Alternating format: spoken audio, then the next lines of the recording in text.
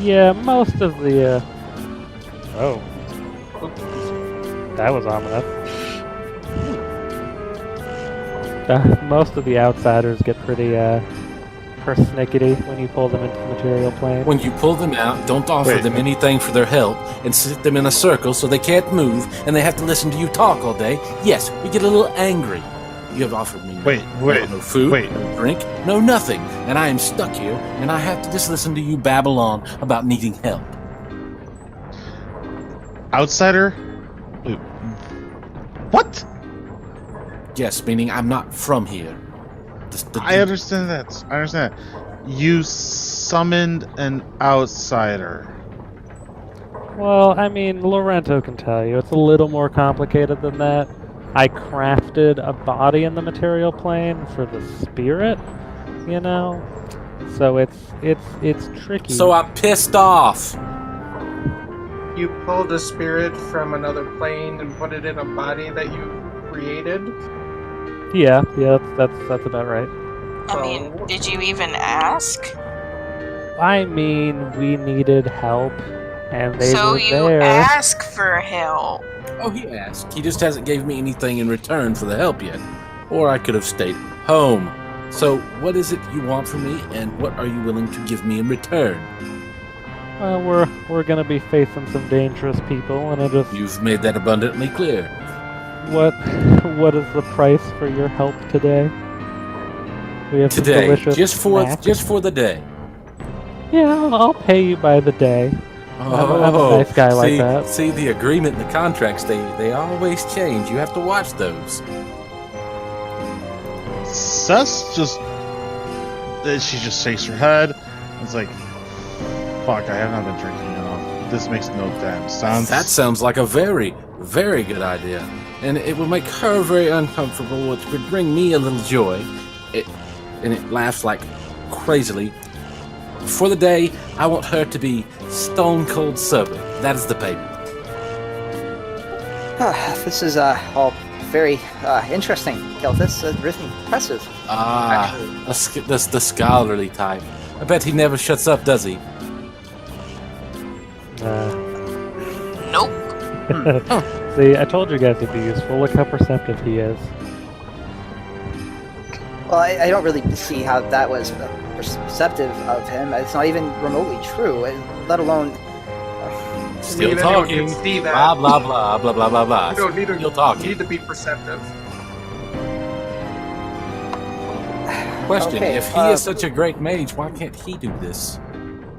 Well, I honestly, I could if I wanted to, now that I've seen how it's done, but most importantly, I don't need to. Oh, so you're one of those that can't think of anything great for themselves, they simply copy others. Well, thank you very much. I've definitely created way more magic than most do. I'm a spell researcher, in fact. A hearth mage of some renown. Hearth what? Kel'Thas, how is this going So your friend, he stays around indoors and builds fireplaces, and you are talking about going outside where there's places of great danger. This is most exciting. So, if he stays sober, excuse me, lady, she stays sober for a day, I help you, we all get what we want. She gets tormented, I get a little happiness out of it. I say that's promoting anarchy enough. I think, considering that she's being tortured enough for the day, that maybe something else would be better? Sure. No, I'm fine. I'm fine with these disagreements. This sounds. I like you. First things first, you have to let me out of this child look like you drew this with crayon. I thought we discussed how to draw this circle. Let me guess. You borrowed chalk from the copycat wizard. Exactly. Well, hey, now I knew you were the premium smartest one out quality there. chocolate. Of course, it looks like someone in. Did you go to college? I don't see what necessarily. Of course he didn't. He copied someone's paperwork and he wrote and he was probably I'll have you expelled. know that I'm one of the top graduate candidates for. Lorento rolls his sleeves up and starts approaching. So, I think we've made the deal. No, we haven't. He stays sober, and you come with us. So we let him out of his chalk circle. But the main thing is, we need to go.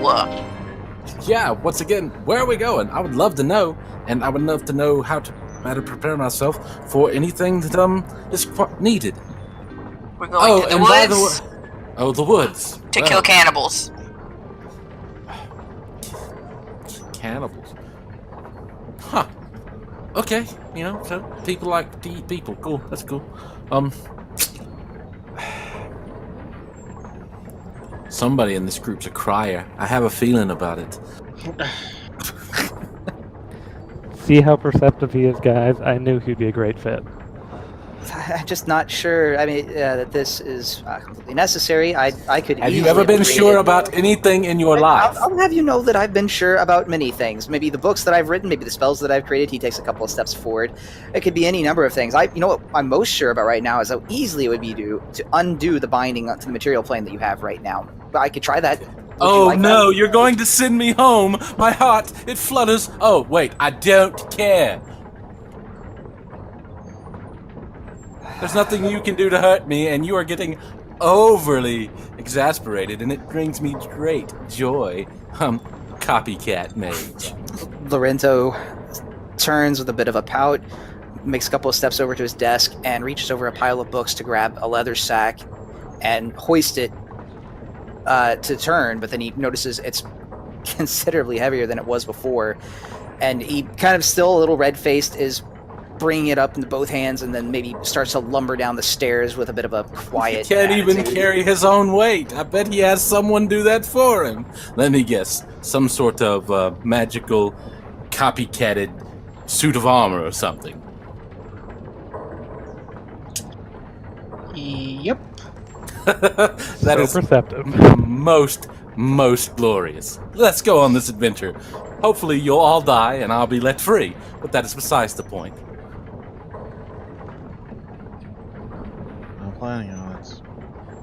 No one ever plans on anything. That's the wonder of the world. And Cess follows Lorento down the stairs. He only made it about one floor down. He's got the bag on top of one of the tables, and that's kind of sitting at the chair, kind of cooling himself off. I guess we're all heading out of the tower, right? Goes down the main floor. Apple walks back. Do you need me to, carry that for you? As you say that, this thing starts laughing hysterically. Why? It's because he's huffing and puffing and probably blowing his own house down right now. Hey, he worked very hard on this house. Thank you. He read a book, asked some carpenters to do most of the heavy lifting for him, and whittled his fingers with some magic that was probably copied in another wizard's book. It's all my own design. Thank you very much. Thank you for the offer, Apple. No, I think we need to talk about what our plan is before we continue. I think I'm going to maybe stay in the tower for now. Oh, joy. He's a planner, and it appears that I hurt his feeling. He wants to stay home now.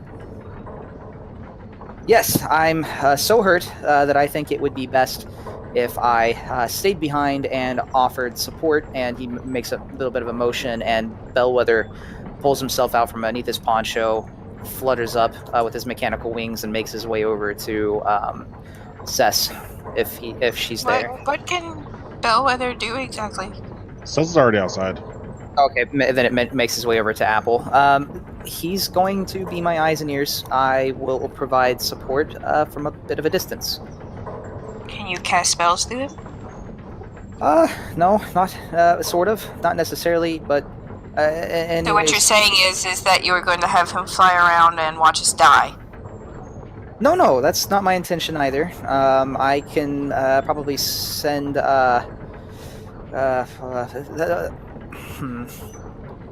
Okay, I'll send.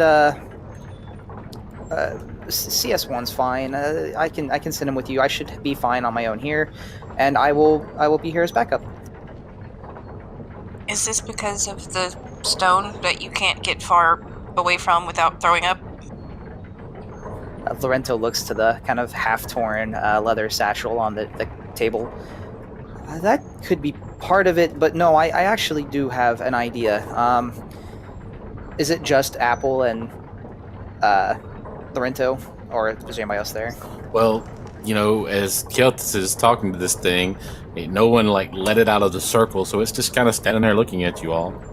Oh, you're a sickly one. That's gross. Technically, they're a floor Ew. lower down. I mean, but they're Yeah, steps. you can still hear. Yeah, you can still Yeah, hear. I'm gonna let it out of the circle because this has been great.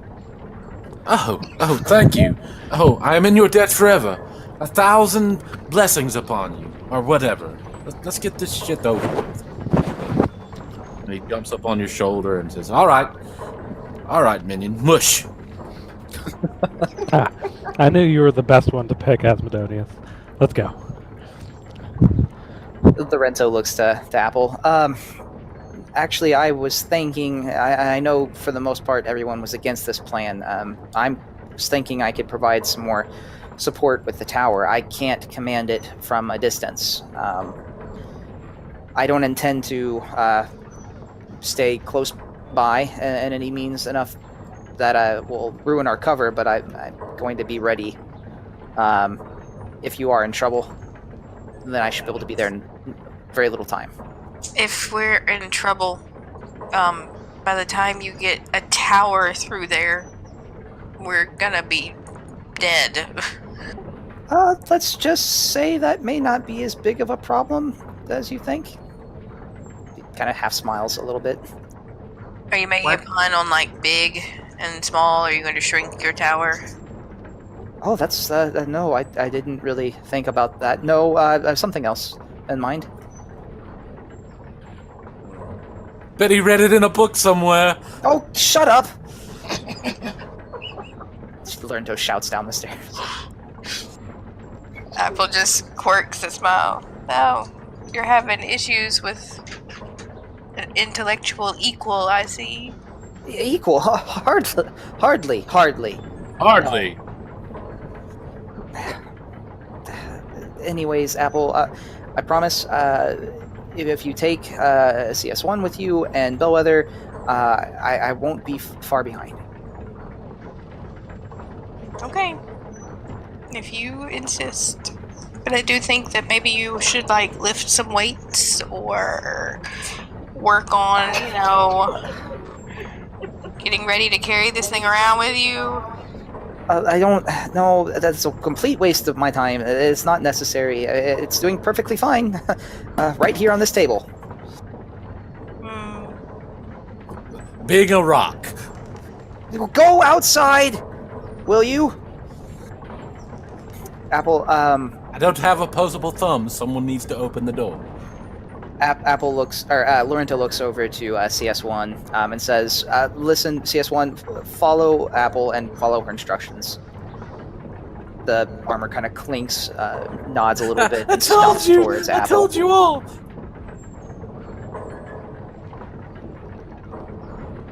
I promise not to be too far behind. Okay, well, follow me. CS1 And he does. and Apple heads out. As Apple walks out of the tower, she hears a large roaring noise and watches Cess fly off into the air. Oh my god, Well, why? that's a new one. Well, when nature calls, I suppose. Yeah, I'll fly up to hang out with Cess. That seems like where the cool people are going. Oh, Lord. I'll show you Tell mine this if you quick- show me yours. Yours is bigger than mine. Oh, no one cares. Let's go. How is CS1 just a medium-sized creature kind of a thing? Yeah. Mhm. I'm gonna tell him to pick me up and put me on his shoulder, and He I'm does gonna exactly ride him. that. It's very comfy. I guess I'm the only one that's walking then. You are all pathetic. And I demand... You're calling me pathetic, but you're the one riding on his shoulders. You're right. He's my minion. Right now, this one is mine. I've been told I make a great mount. eyebrow wiggle. Gross. Apple just kind of goes gross at the same time as him. What you and your friend in the wizard tower do together while you're reading books and slugging over tea is completely your own business.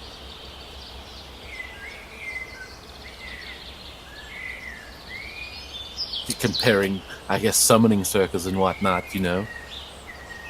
Eyebrow wiggle. So it's gonna be called comparing summoning circles. With Apple So, having new Apple- fanfiction. That is canon now. So, Apple, you also have bellwether on your shoulder. So it's like a bit of a tower stack. That thing looks weird. Can I eat it? I think I should eat it. No, we're good. Wait, what are we If actually it doing gets right knocked now? out of the air, like if it gets completely destroyed, you can have it. I don't care. Cess is heading towards the river to go. You can't knock it out of the air. Clauses in a statement.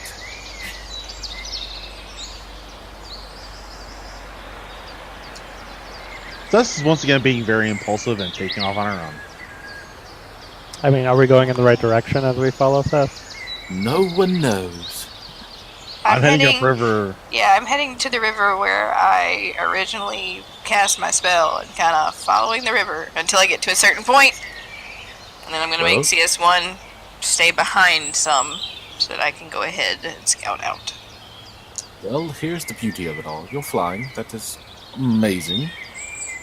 But seriously, how long can you fly for? Me? 30-foot movement speed in a straight line, and I can keep it going out of combat as long as I want. And you have a jet of fire behind you, I'm assuming? Damn straight. Gotta be a little careful considering you're going into the woods with that. No, Totally Lorento. stealthy. I'm flying The above tower, it. Lorento.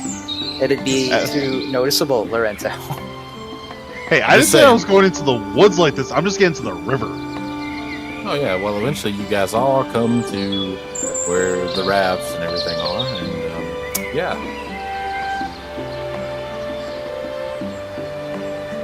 Cess is sitting there waiting. It's like, damn, that was cool. That was a pretty good move. Falling with the grace. Yeah. I've never done it before. Oh, you mortals.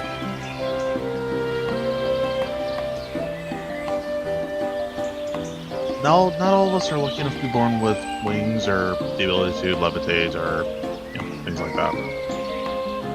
I make do with what I got, and I have fire. Okay, I suppose that we should just kind of make our way downriver, trying to stay on the banks until maybe we can see the raft in the distance, if it's still there. Elora's gonna be looking for like footprints along the way and see if there's anything that like signify foot traffic. Along the river as you are riding on a raft, or are you guys just walking up the river? It's going to take you a longer time to get there if you go by foot. I guess we can take a raft. I don't know how heavy this metal man is. He's pretty heavy, but he's been on a boat before. Depends on the size of the raft, I guess. You would probably have to take a couple. Yeah, I don't really think he'd probably be able to. He's a pretty heavy suit of armor with lots of innards and stuff. He's probably 250, 300 pounds plus.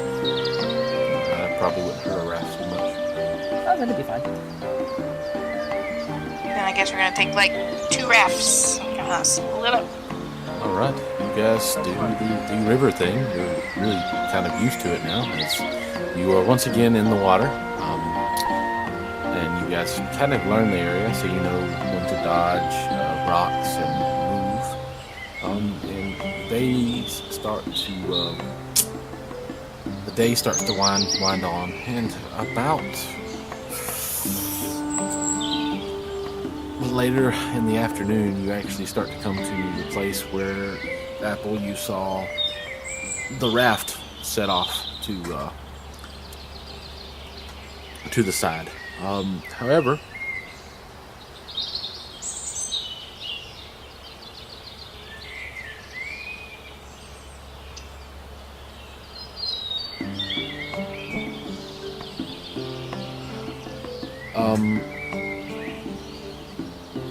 it can, as you look, you notice that the raft's not there anymore.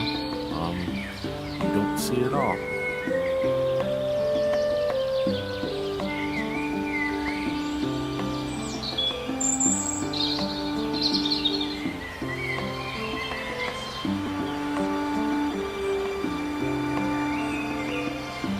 Well, I'm gonna pull our raft off to the side where I remember seeing them. Okay.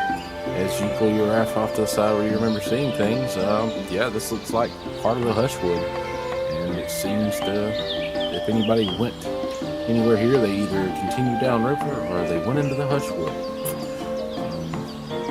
You can make a perception check.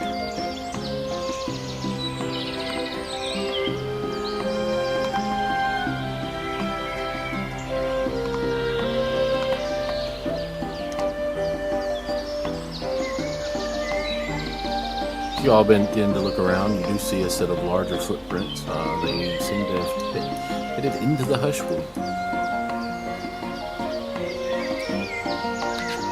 Elora, do you want to take point on this?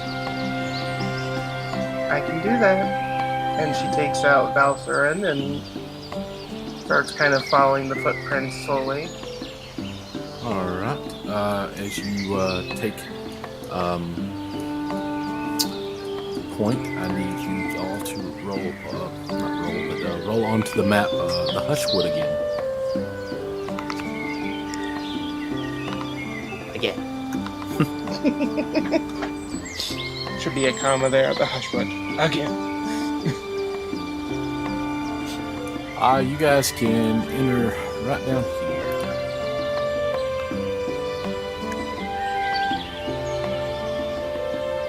You got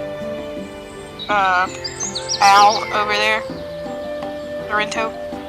Ow? A big suit of armor. Come on. Oh, okay. Yeah, yeah.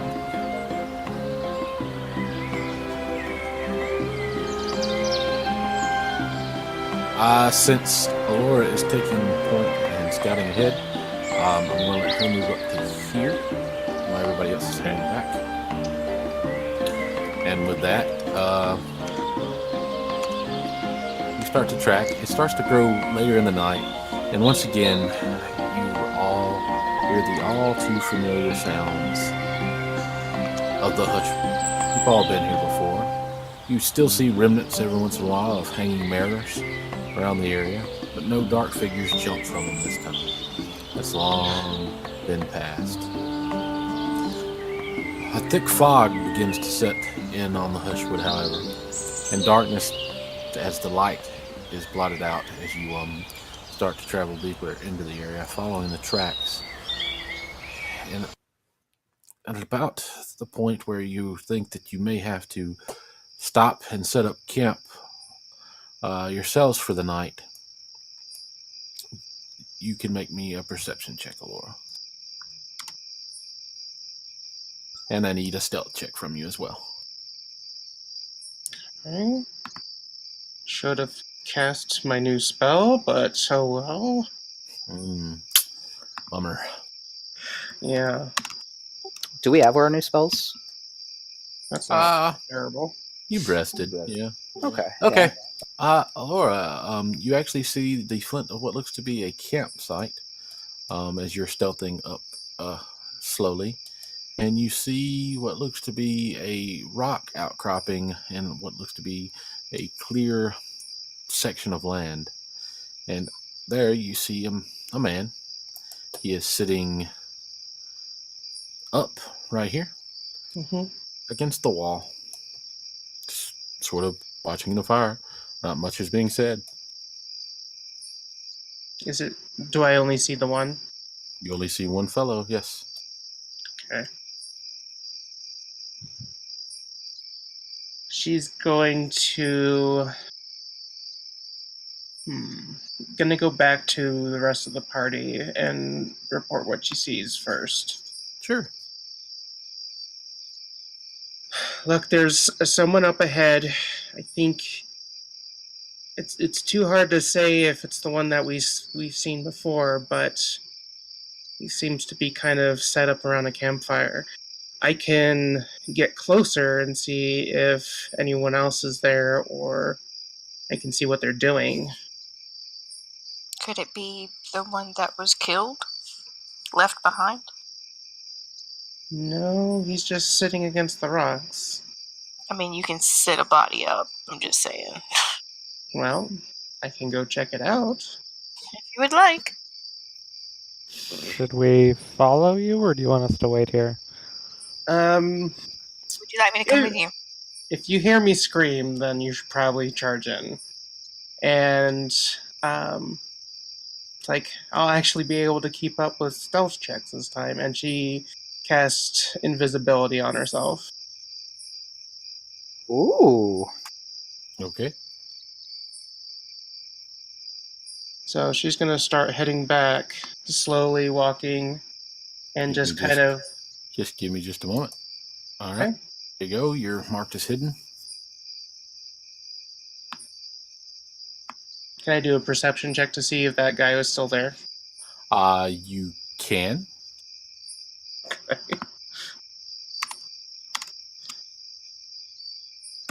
Whoops. Shoot. Bellwether from that area can't really see anything. Just have dark vision if it helps. Well, whose shoulder is she on? Apple. Yeah, not from. Yeah, no, doesn't see Okay. anything. You look around. You don't see a body there. Hell.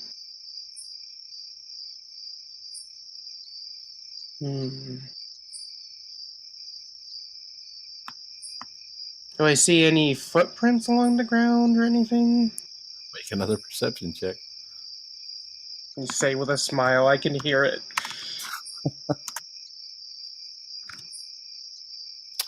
Yeah, you see footprints all around this area. Oh, jeez. Survival check. Can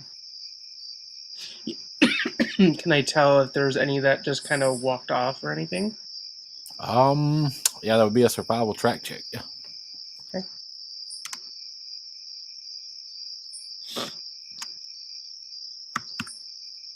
Nope. No, can't seem to tell.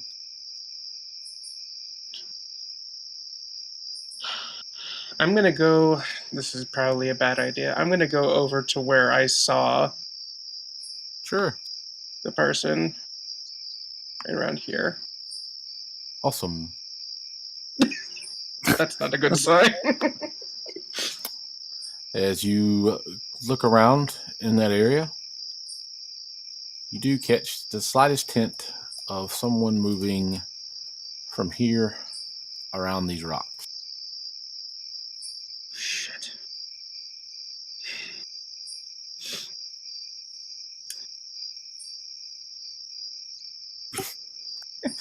Yeah, it's a little too far out is the thing for Bellwether. Yeah, he's just being alert. Popping his head up around, take a look.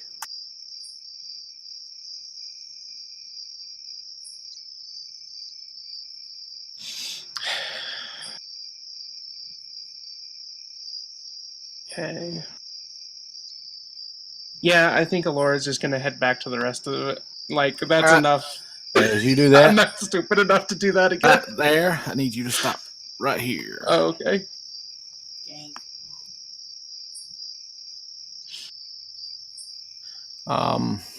Your flat-footed AC, please. Oh, shit. Hmm. Flat-footed is 18. Okay.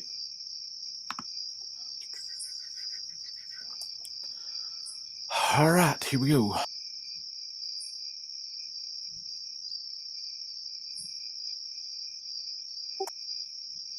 Am I going to get knocked out again? No. Just something you didn't see because it was really well hidden. Oh, good.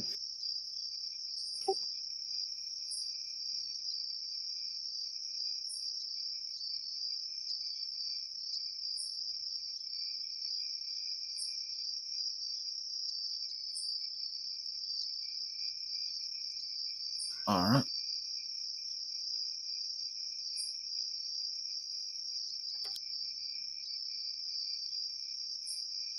What was it? 18. Alrighty.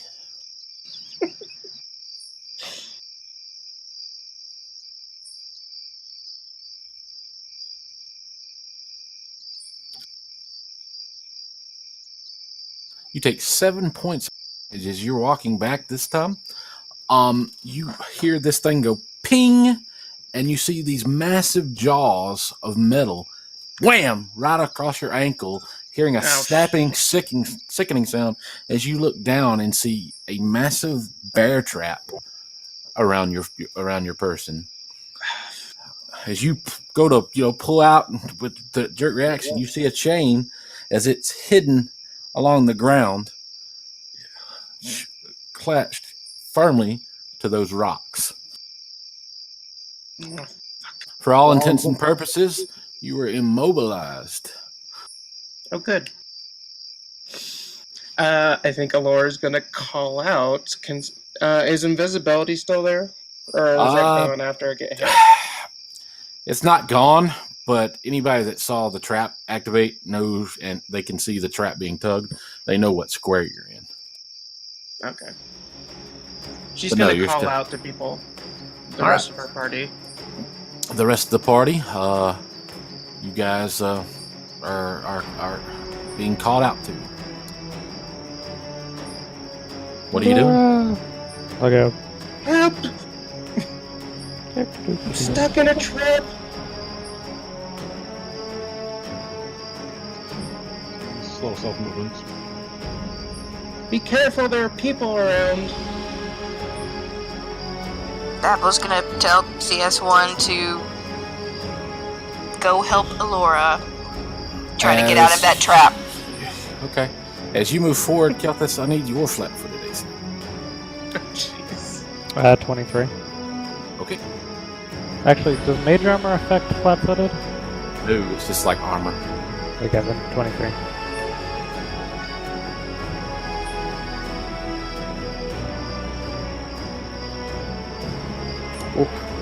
Jeez. 6,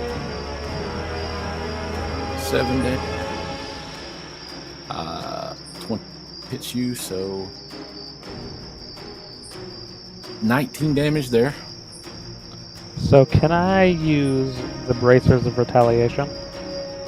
I would say no, only because you're flat-footed. This is a surprise. You're not expecting it, Okay, and this is a surprise round. So that's fair. he's only,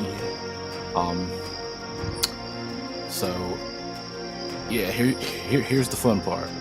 The haste attack doesn't hit you because he's not hasted. So you take 6 plus 2 more is you take 14 points of damage. You take 17 more points of damage, and you take 11 more points of damage. And I need you to make a full. Okay, I so need you to make what's just like the total of everything? So 20 plus 13 would be 41.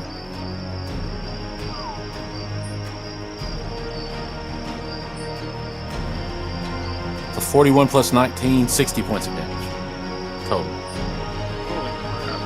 Okay. All right, and I need you to make me some fortitude saves. 3 of them, as a matter of fact. Okay, what's the DC? 24. Gosh damn. Okay.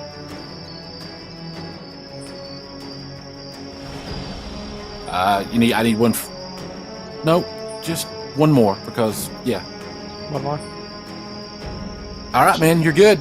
As you see this fellow pop up, right there.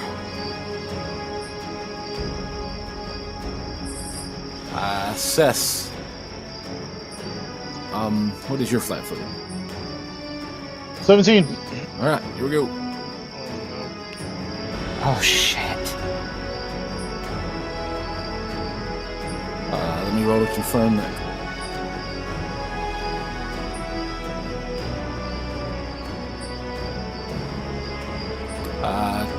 Yeah, it's a confirmed, so you're going to take 8 plus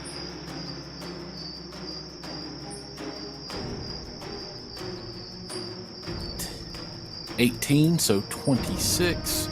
26 plus 6 more is 32. 32 plus 15 is 47. 47 plus 14 is 61. And 70 points of damage, and I need 2 fortitude saves from you, please. Holy crap. Yeah, this is.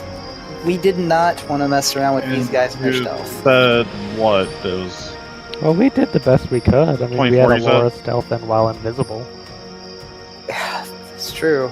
They were ready either way, though. These guys are fucking good. You said 24. I'll explain to you, because her first stealth roll wasn't very good, so they were able to, like, see her. Steven, 24. Okay. And one more beat.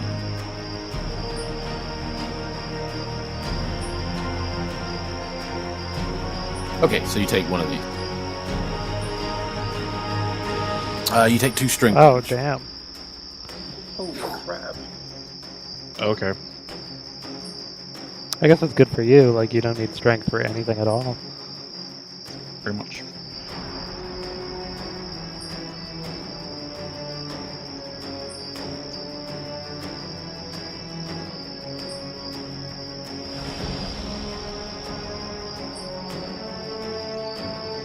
All right.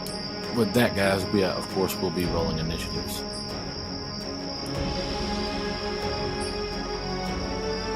Lorento, go ahead and put your token on the map if you're doing anything. Yeah, it's on there. It's zoom out. Same.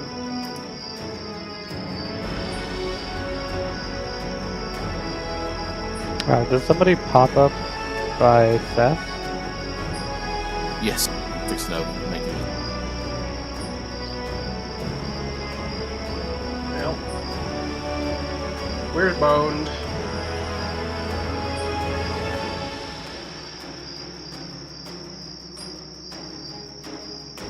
This guy, after he attacks Cess, he vanishes like a shadow.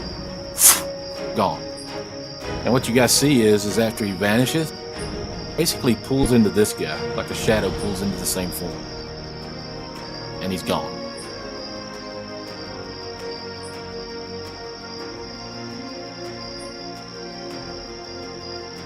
Well, that's not good.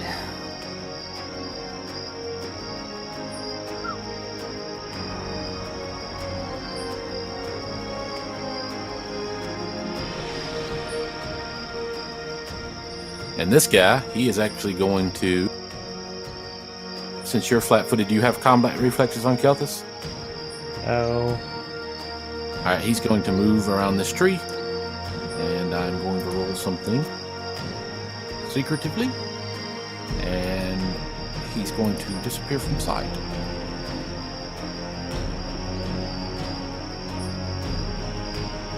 Apple.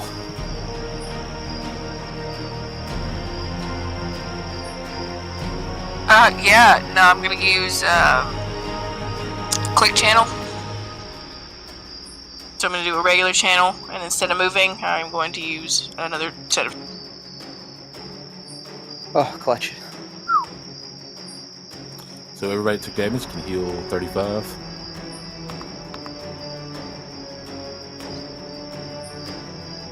I'm glad we have you, Apple.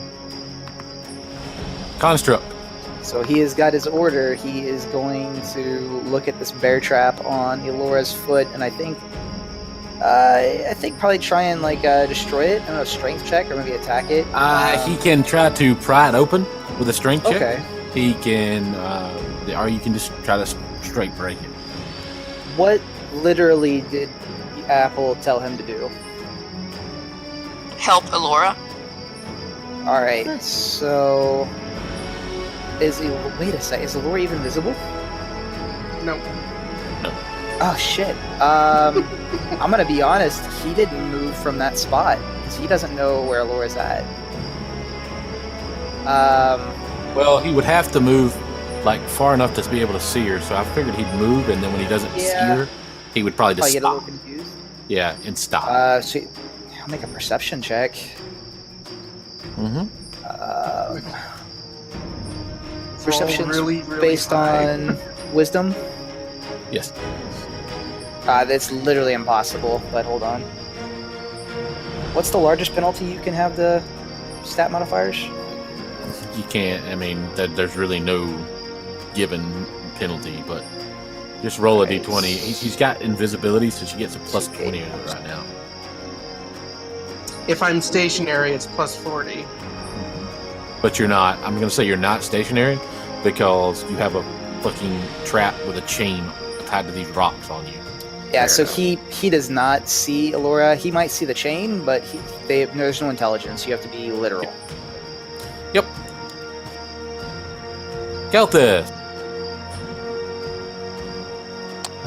I'm gonna fly up 20 feet. So I guess I'll go back here, and then I will.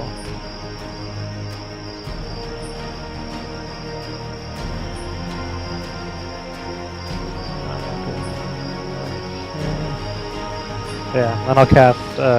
I'll fly up a little bit and like have like a dark chant of like alien-sounding words, and then tentacles will start sprouting from the ground and the tree and start grasping everything in that area.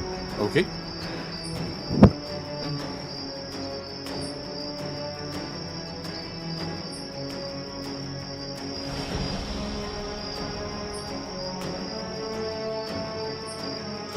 Lorento. Nothing. He tried to do something. Didn't he? Elora. Bear trap. You need a DC 26 strength check. Holy crap. Okay. You can also try Escape Artist. Let me see what my. I don't think I have anything in Escape Artist. You can still try it. I'll give you a hint. It's easier to try to wriggle out of it than it is to try to pry it open. Okay. DC 22 Escape Artist.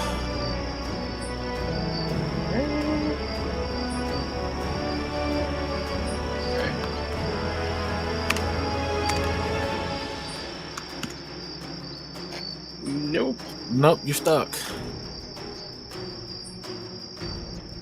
Cess.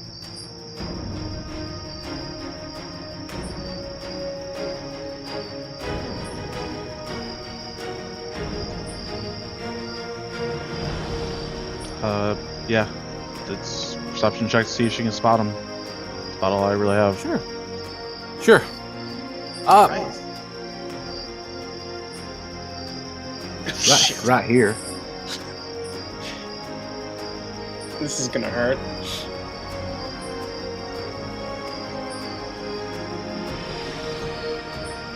Awesome.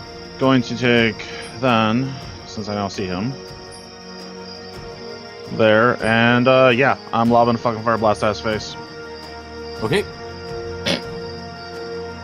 Oh shit, if you hit him with the burning infusion, that'll shut off his invisibility. That would be pretty Actually, helpful. I'll move there. I'll move there. That'll put me at 30 feet. Yeah, I'm gonna burning infusion it. Yeah. It's... Cess, make me as you go to throw it, after you do, make me make me a will save. I mean, you throw it. I just need you to make me a will save. DC 25. But after you do that, I need you to add a +4 bonus to it. 25 plus 4? No. It's a DC 25. You get a +4 bonus to your roll after you throw that at it. Okay. Yeah. You throw it at it. Boom! in your mind, it looks like this thing's lit on fire.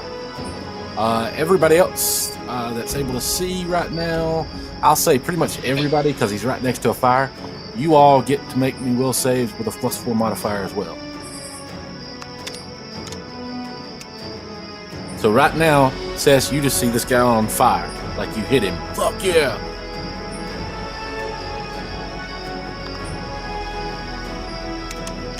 Okay, Kel'Thas, you see much the same. So do you, Elora. Oh, jeez. Apple, Making old in a second. as you see that, he hits it. Your eyes are keen enough, and your strength of mind is strong enough. What you see is, no. Oh no. That's not real. That's fake. As you see this thing still standing there, as soon as the thing goes, like it's close to it, you see that shadows things reach out again, and it sucks back in the instant that the thing's coming. And it vanishes once again. Do half elves get bonuses on illusionary magic to disprove it, to not think about it? Only charms and immunity. Yeah, they don't get any bonuses. Basically, they all got a +4 bonus because of what Cess did to try to basically disbelieve an illusion spell. They all failed, except you. You could shout out and give a bonus to everybody else as well, I think. But they already got the bonus, so... Oh yeah, right, alright. That was DC 25? Yes. Alright. So for him, for all of you, save Apple, this guy's still standing right there, covered in fire.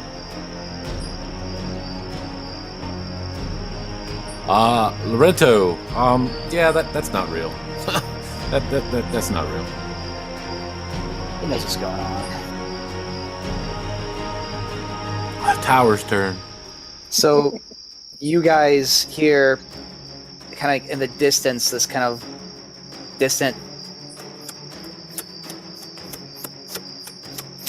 thunk. Getting closer and closer as the wind picks up, and then with the sound of breaking branches and splintering trees, this massive thud falls into the area. Dust kicking up into the air, the ground shaking beneath you as this tower drops into the area.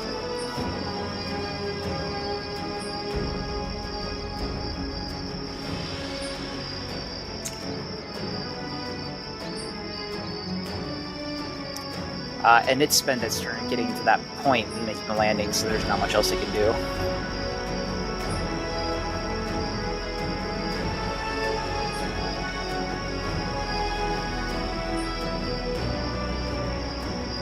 Anything else? No, that's all I can do for right now. Okay. Alrighty.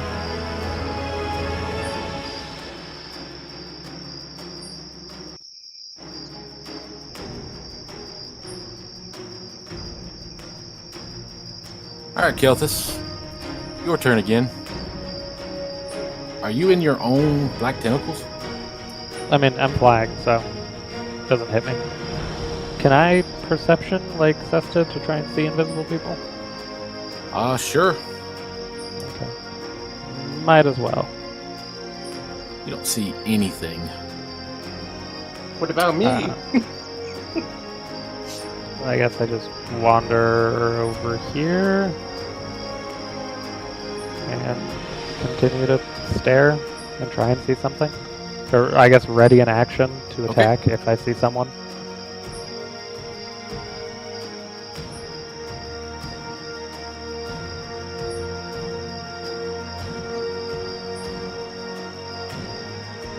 Oh, you do see something, Kel'Thas. You see this guy on fire, and he looks like he's fixing to attack whoever's. I mean, you're not dumb. You know that Elora's in that trap. He can't break free, and this guy right here is fixing to waylay on her. Is what you see in your mind. Wow. Okay. Well then, yeah. I guess I would shoot at him. Throw a spine. Does not. It looks like it hits, but it looks like it sidesteps away from it, unfortunately. Yeah, you can make another save. We'll save. You get that same +4 bonus.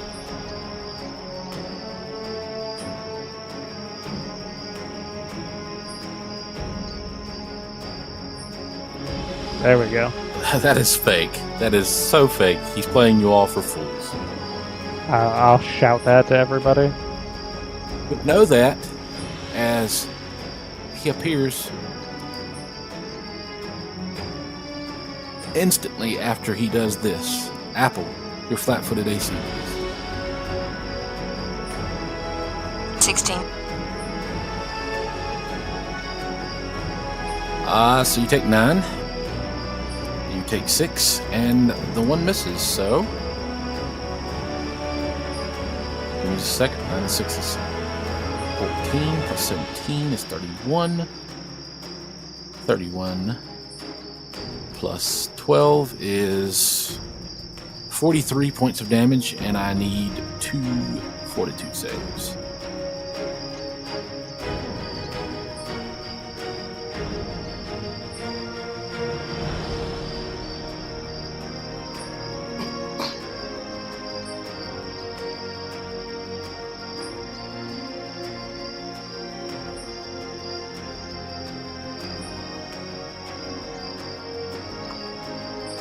Correct. One more.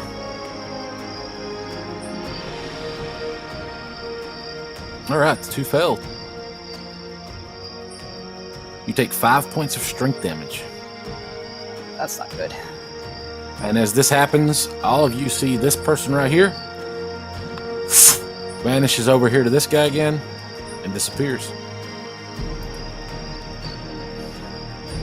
Apple, it is your turn.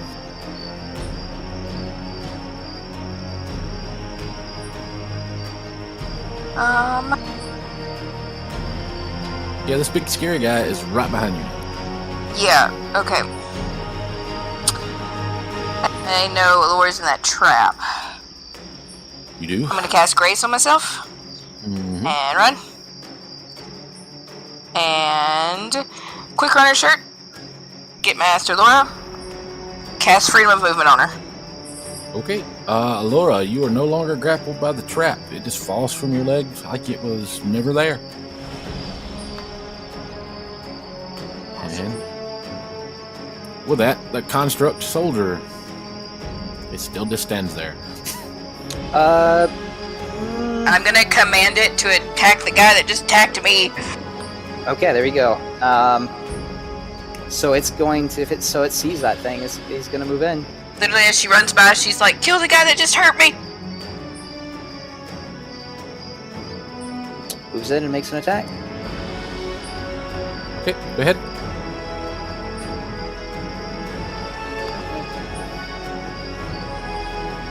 And it's mindless, no intelligence if that helps at all. Mm-hmm. All right.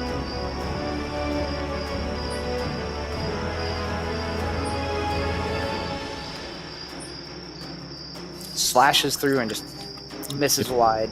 As it slashes through, you see a flick of like that shadow from the cloak. It kind of billows out, and it basically goes into the cloak, and he moves quickly, and your construct gains no purchase. Lorento. So, I'm gonna delay. No, he does something. I'll say, no, I'll delay. Okay.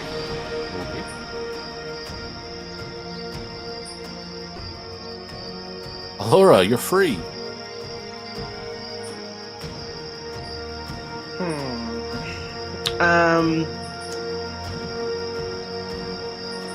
I'm going to cast Magic Missile on Hired Hand number 1. Okay.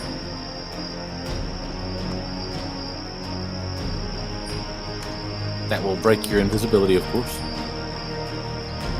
That is fine by me.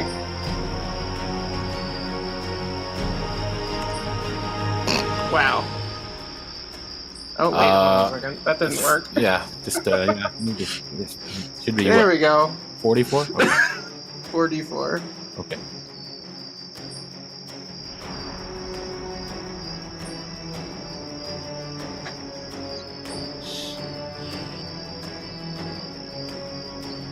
Yeah, that's it.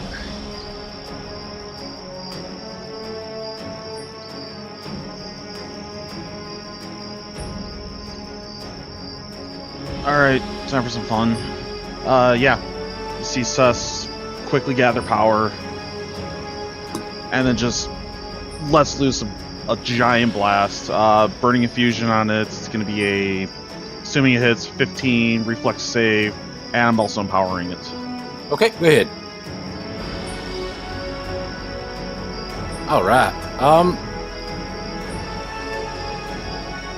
So that's against his touch. Yeah. So what happens is as you're getting this massive blast ready, you see that shadowy form wrench from his body, and where this guy was standing that you were attacking, it jumps out, and you hit that thing, and poof, it turns to ash right in front of you. But after all the smoke and everything clears, he just seems to be standing there rather unscathed, Cess.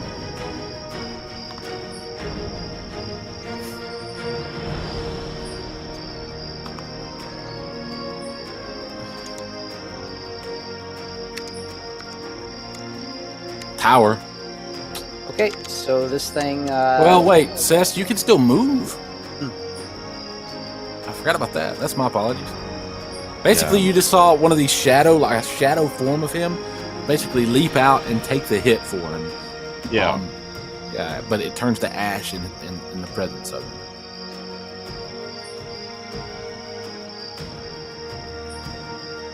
Oh yeah, big boy, move that thing. Also, like I'm having actually trouble with this because, like, when he was large, I have the perfect size for him, but his size and reach is kind of wonky here, so he should take up a 3x3 square. Yep. He's also having to move through trees. No, I'm going to stay right here.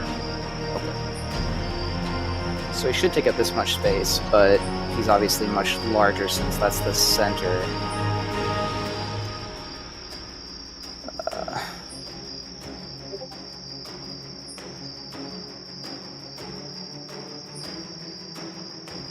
It's the closest I can get to it. Okay, so... say it's from that bottom left one. So 1, 2, 3, 4... Okay. All right, so that's a pile of rocks. He has a climb speed. Yep.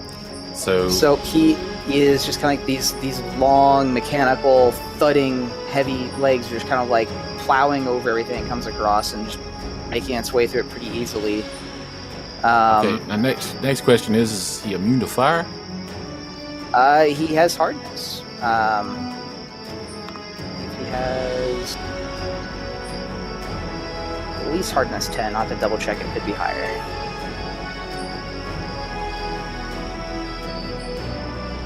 Yeah, so he has hardness 10. Okay. So he just kind of walks over this roaring campfire without much trouble. He's making his way further in. 10, 15, 20. And the door at the front of it just kind of swings open as Lorento takes his turn. It looks like we're in a little bit of trouble. Hi, everybody. And check the distance on this.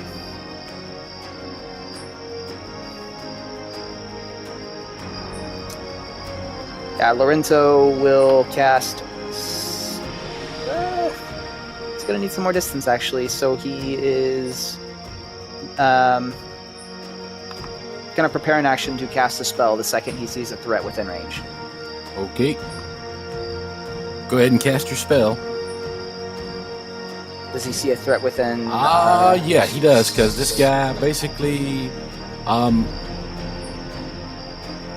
goes from here right in front of where Lorento is. And then starts running in. Okay.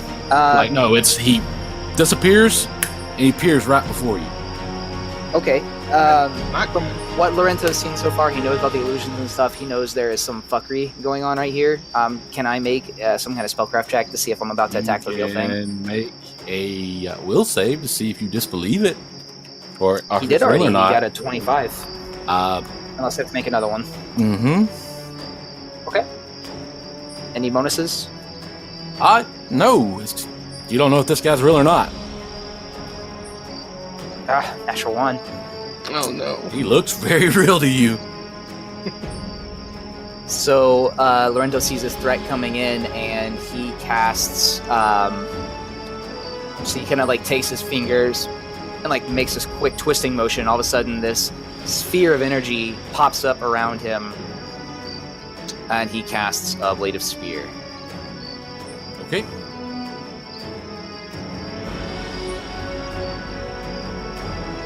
Lorento.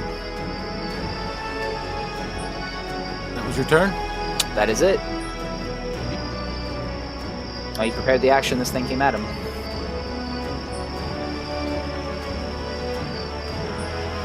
Gotta move.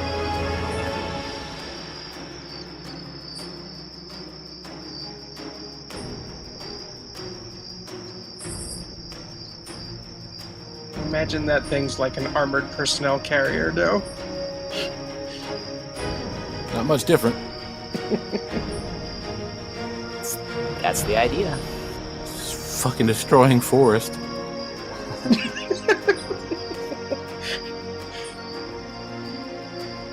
Alrighty.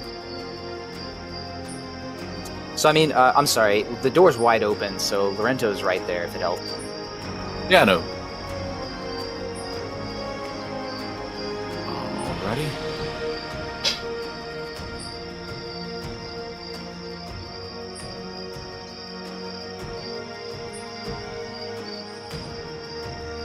Hope that assassin can't hijack your ride.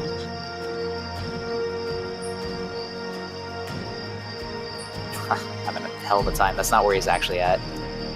He's right there.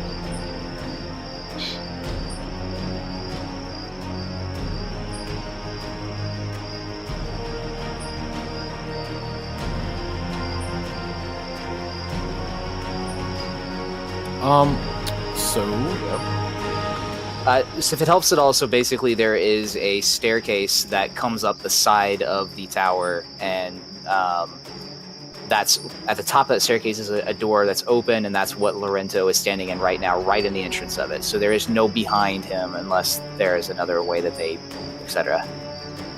Only the one entrance. Well, And he has a Blade of Spear right in the middle of it.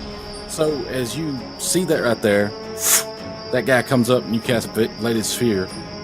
You see those shadows from that cloak reach around you, and you see another form materialize right behind you. Immediately, it gets attacked by... Is it... I have Evil Ward around there. Does it trigger the alarm? Oh yeah. And does it trigger the... well, no, it's interacting with the door, so I'd say that doesn't happen. So, alright, yeah. Yeah, it doesn't do anything. It basically, he flies up into you like in an instant, and you see this cloak basically come around, and all the shadows billow, and then another form materializes behind you, and it's going to attack you. It's just the first attack. It only gets to hit you once. So, but it does get a +2 bonus from that, and it is against your flat-footed. All right, so his flat-footed AC is 15 plus. It's called what cover? Advanced cover. Can't remember. Looking at it. Improved cover. So, flat-footed is 15 plus what? Okay, improved cover in some cases, such as attacking, blah blah blah. Plus, the normal cover bonus to AC and reflex saves can be doubled to a +8. So then 23. Still gonna hit you. Okay. So you take 10 points of damage, and then an additional 14. I'm curious. Can you sneak attack the sphere? Yeah, I don't see why not. It's a construct, is it not? Yeah, I think we said that before. So sneak attack, 10 damage, reduced by 5 damage, and then an additional what? 14. additional 14. It has 3 HP per level. 721, so is 19. So it still has 3 HP left. And that's a total of over 20 damage, so I get to roll defensive feedback. And what does this hit? Because it hits the source of the damage. It hits one of them. Okay. 6 points of damage. Just like the spell zaps back magical energy towards the source.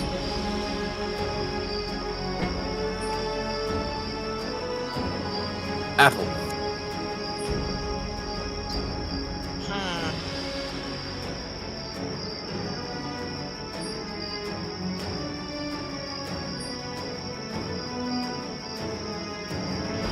Can I see any of them?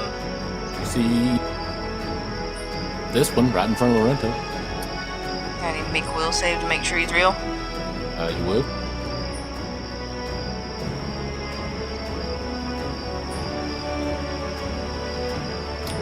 DC 25, but you get a +4.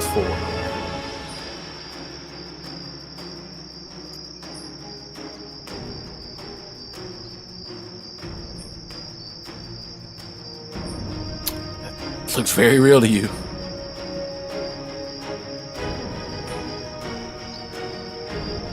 I'm gonna cast prayer. Okay.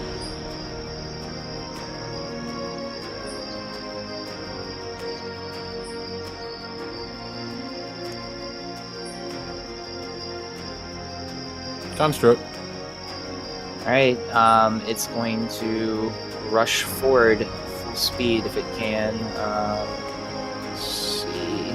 Difficult terrain or position to move around?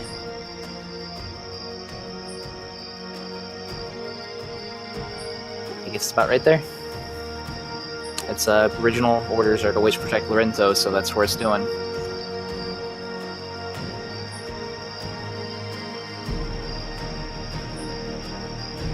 Kel'Thas. Can I do anything to try and see what's real and what's not? We'll save.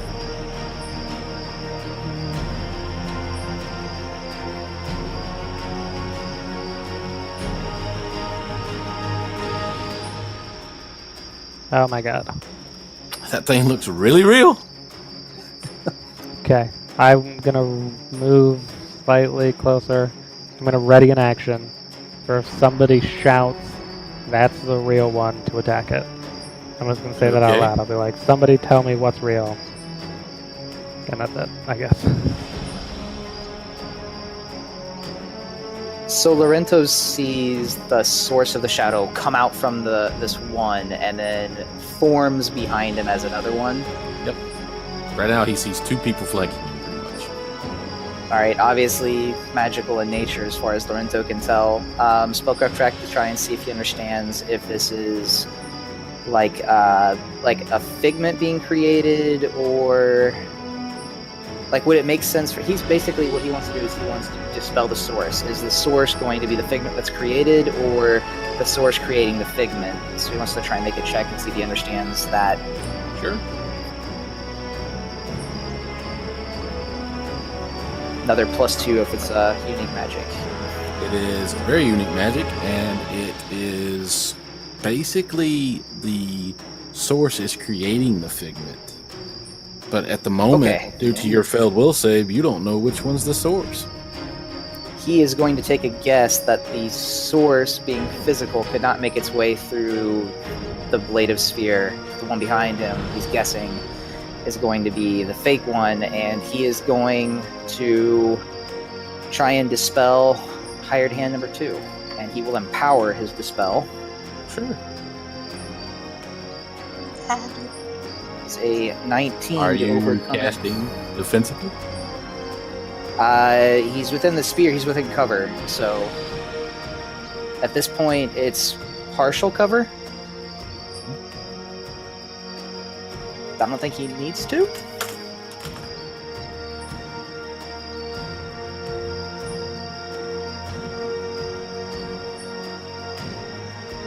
That's a question.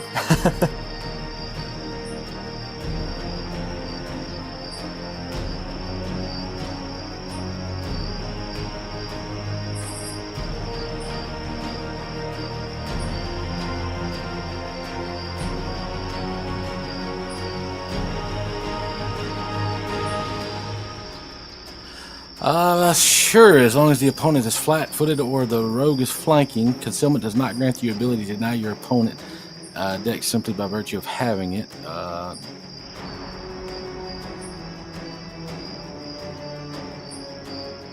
Yeah, so he's not flat-footed anymore, and it's not concealment, it would be cover. I guess I would argue it's really flimsy cover. Yeah, it's also their flanking. So, yeah, I would say you can cast, try to cast it, to dispel it. Okay.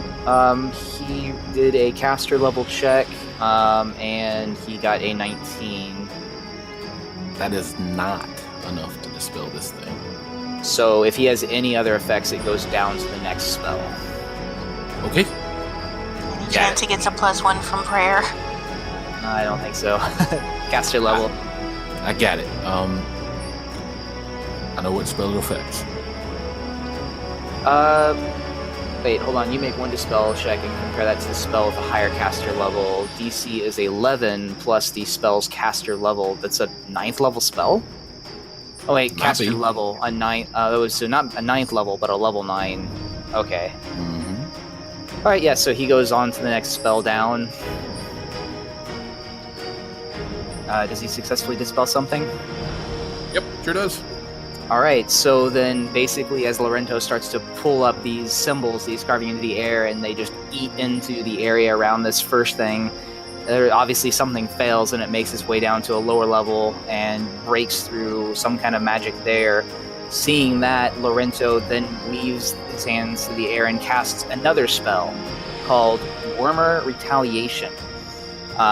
He may only cast this after successfully... no, this is counterspelling an opponent. Mm-hmm. Yep, never mind, he doesn't, so he's only able to dispel that, and then... that's his turn.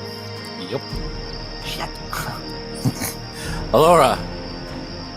Okay, I'm gonna take. Can I do my will save to see if I can tell which one's which?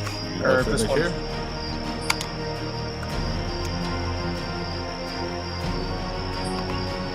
Do I still get a +4 bonus to it? Yeah.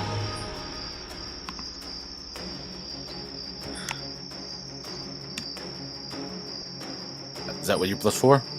Yep. Still, Do I get a +1 for bless though, or no?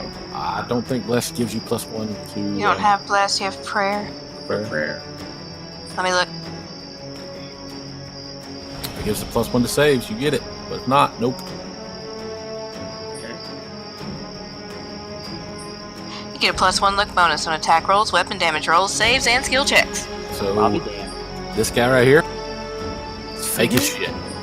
Okay. Which one? I missed it. Oh, it doesn't matter. Lorento doesn't know. Okay. So Elora is going to point out the one that's fake to everyone else that can see her.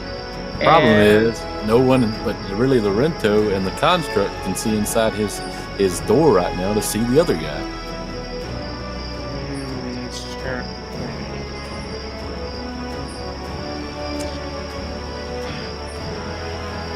So I'm not going to attack. Can I make a perception to see if something is... or if Lorento is fighting something else on the inside, or what?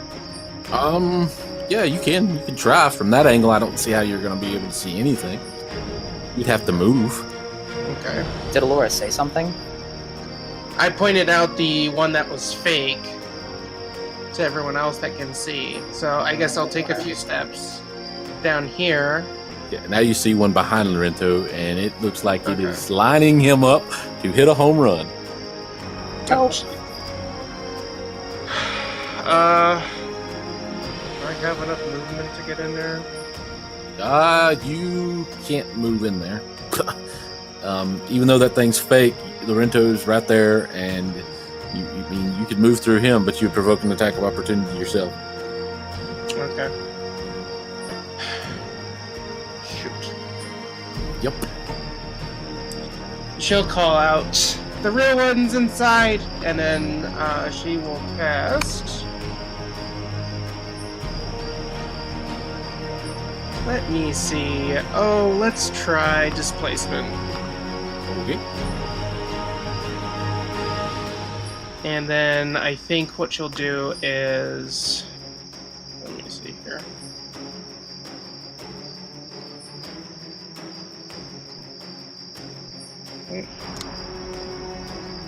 Probably move into this. And that's it.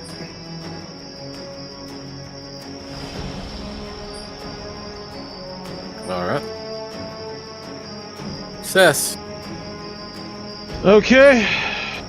Been told that the one in the doorway is fake. Good to know.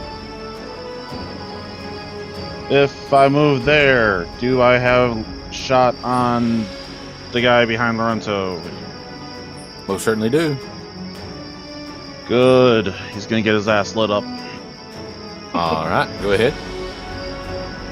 I'm not adding. Actually, no, I'm gonna empower this one. Actually, no, I can't start. Here, come on. Since I moved. All right. Damn. So my next question, Lorento, is anything in your tower flammable? Yeah. I mean, there's wooden floors, the structure's stone, so it's just gonna cause a shit ton of damage, but... Yes, it is, because as this thing goes to... You go to hit this thing, Cess. Once again, you see that shadow thing that was not real. He looks at it, and it jumps up, and it explodes, but it turns to ash. But, you know, that stuff is just shadowy illusion. But the fire still is going to hit something in that building. Pull up the GM the map real quick and find out. I'm fixing it. Okay. This Have is we hit getting this annoying. guy at all at any point? A little bit. Say what? We've hit him a little bit. Yeah. He has some defensive abilities, guys. I'm sorry. They are very mean. Alright. There you go. Should be right below you now. Alright, so I'm gonna move. So it's gonna get a bit wonky, but so yeah, just like that. So yeah, it's gonna hit Lorento's shelf. Whatever's on there is probably burnt as fuck. Food supplies and stuff. Yep. At least it's not your bugs. Oh boy. All right.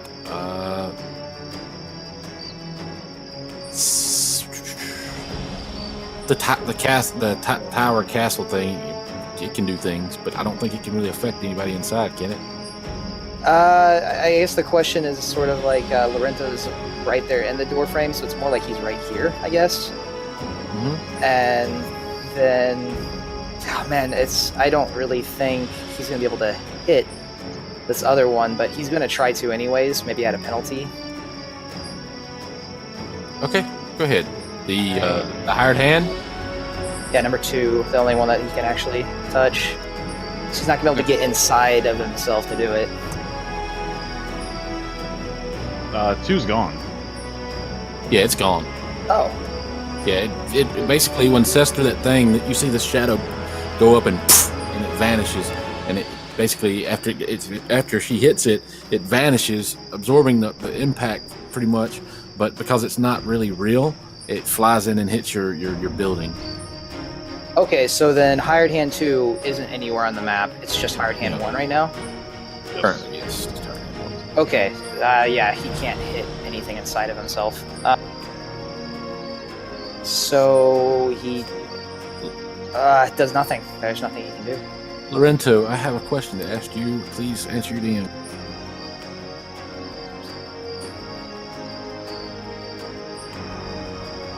Oh, you motherfucker. It's on the top floor. Okay.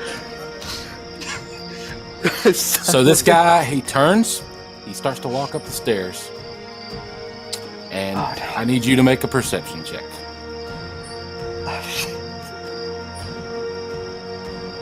Oh. He vanishes from your sight.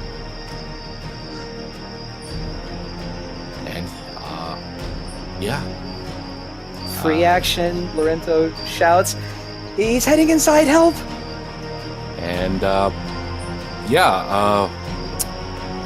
basically,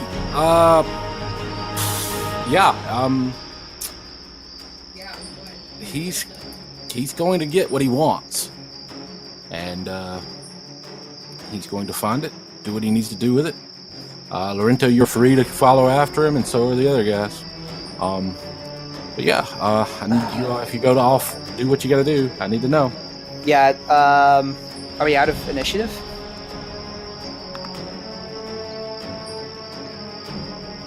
Or do we keep initiative?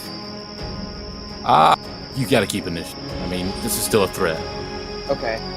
So, Apple, your turn. I'm gonna head inside.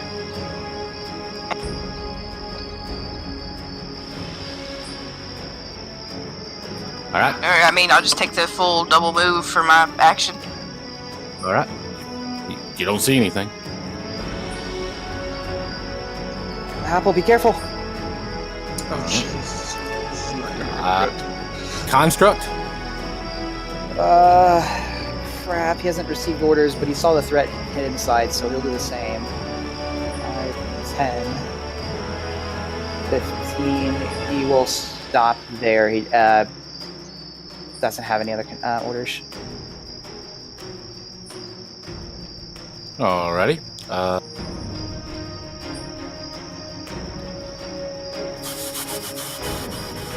Apple's actually gonna hold here on like the second floor.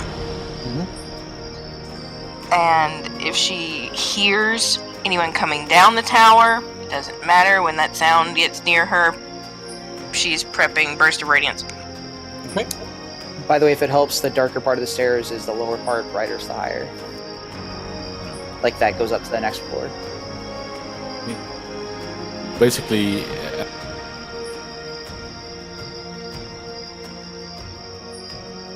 this part would be the higher side. Right, Yeah. so like the entrance to the floor she's on is right below it, so she kind of comes out from there, and then she's standing at the bottom of the stairs that looks up to the third floor. Kel'Thas! And she's Does the basing tower have windows? None. You just see the giant clockwork eye, and that's it. There's only one entrance. Perception good, by at least. sound is what she's basing it off of because she doesn't trust her eyes at this point. Alright,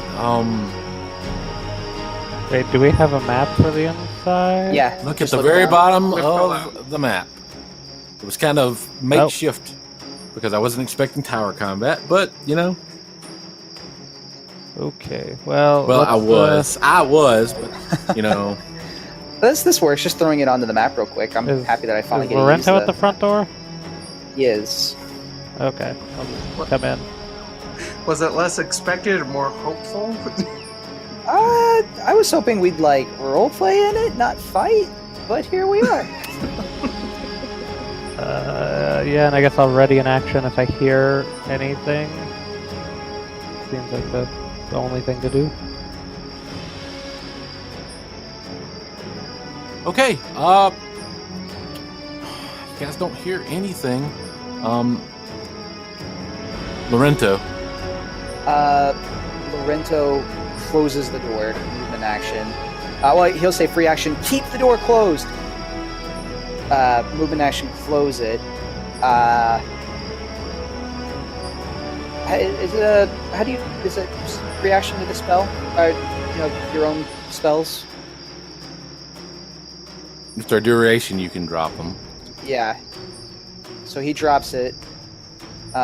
He probably did earlier, actually. Closes the door. Shit. Issues a command to the construct. Top floor, secure the lodestone. Attack any threats. He's also going to do a mental... Oh, no, he can't. He doesn't want to put Bellwether at risk again. Fuck, shit, fuck. Alright, he's got the door closed. He's going to cast Seeking Shadows. And he's going to send the shadows up to secure the lodestone. Okay. I'll check my movement speed real quick.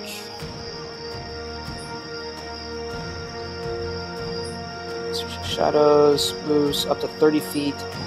Move the shadows up to 30 feet, or change the criteria as part of concentrating. So they land bottom of the stairs and they make their way up.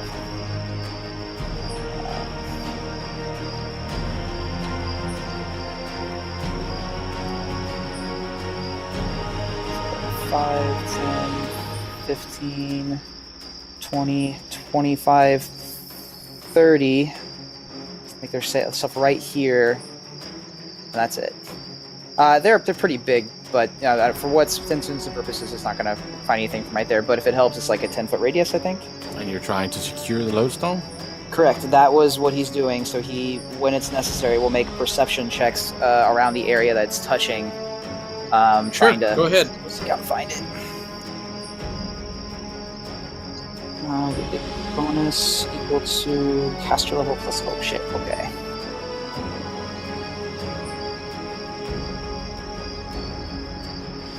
It's actually a really nice perception check. What lodestone? Doesn't find it. All right. Fuck. All right, that's Lorento's. He had 5-foot step. I can't reach that. A lot of space. All right, that's his turn.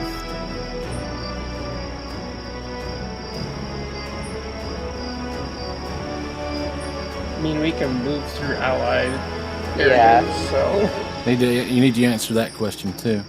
Always on him. He will. Okay. Yeah. But that stuff fits into the dimensional pockets and shit. It's the rest that doesn't.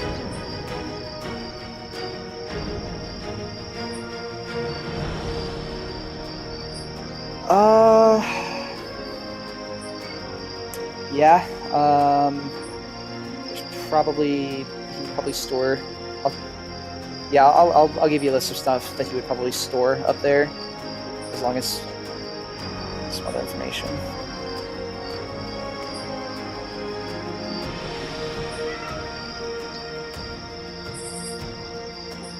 So he's probably got about 3,000 gold hidden under his bed up there. No, I don't mean things like monetary value. I mean things like that are important to me. Oh. I mean, other than the thing that is bound to Lorento and would kill him if he's away from? Nothing comparable.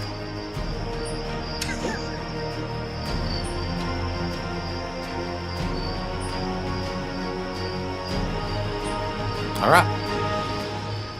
Elora. So, is the door shut? It's shut, yeah. So I'm just gonna sit here and stare at the tower, I guess. There's not that I'm much I assuming can- that doors open and you can Well, go like- through them. No, Or you could he- just wait Lorento- outside of it to ambush someone. Yeah, I think I'm just gonna wait or hold action until... You guys would all know, Lorenzo would probably tell you at one point or another, there's an arcane lock on the door. It opens for people that, have the right, access to it, but other people will not be able to do it without, just disabling it, which isn't, easy. So we So- could enter. You could enter, yeah. The idea is he's basically saying, don't let this person out. There's only this one entrance. Assuming he doesn't have any non-magical means out, but Okay. or magical means out. So I will actually probably double move into the tower. Movement act. I don't know. How does that work? I thought it's a movement action to open a door, and another one to close it, right? Yes. Oh, okay. But Well, Cess is then I just will... right behind Elora. Could probably get into the tower, and then Cess could shut it. Yeah, that's what I was thinking. So I'll...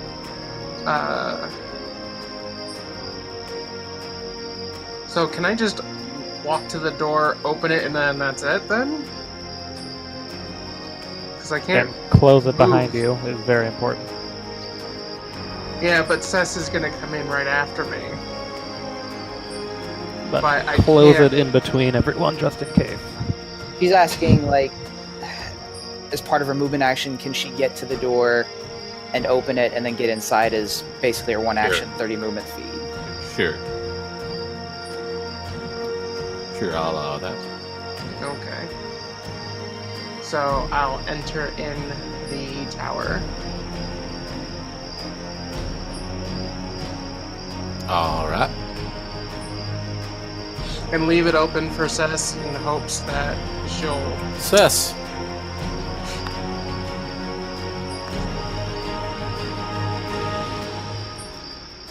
You've got 10 more movement speed if you want, Elora.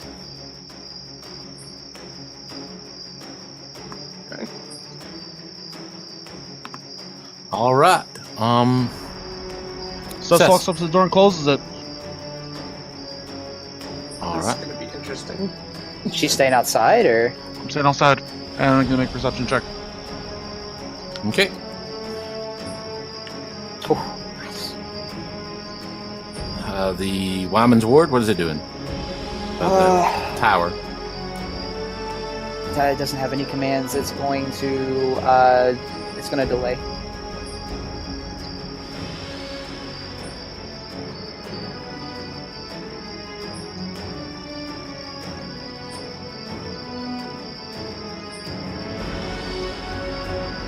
Okay. As you guys are all there, you see from this stone wall, a figure just appears. It looks very much like the gentleman that has been causing you all the problems, and it just looks at you all. Yay, ready to action. And within its hand, it has a stone, a very large stone. Oh no. Wouldn't do that if I was you. If I dropped this, your friend there might die. How? Out of character. Oh. How the fuck does he know? Oh boy, you think you're the only one with your tricks in this tower. I've been watching you. For always watching you. Lorento, make a spellcraft check. All right. Anybody with knowledge 39. religion, make a knowledge religion check. Do not have that. That voice seems really familiar, by the way, for all of you that went to the tower. Lorento, that body, that thing's, this body's moving sort of odd. Now, and Apple, you're not down there on the second floor. You do hear talking, but you're not down there where it appeared. We're always watching.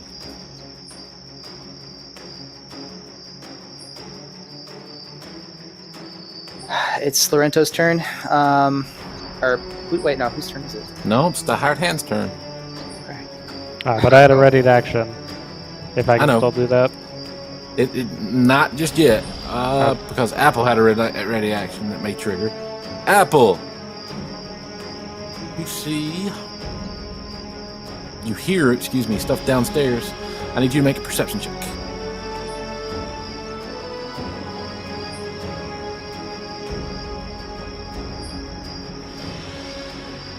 But you smell up top fire, and you start to see smoke coming down from the top of this tower. She just screams fire. And it's just the other guys. It's not my turn yet. Correct. And that's just what you see. You just see fire, a lot of smoke is coming out from the tower. Cess, you will also see the roof of the tower is starting to have a lot of fire and smoke coming from the cracks of it. That being said, Cess, I need you to make me a perception check.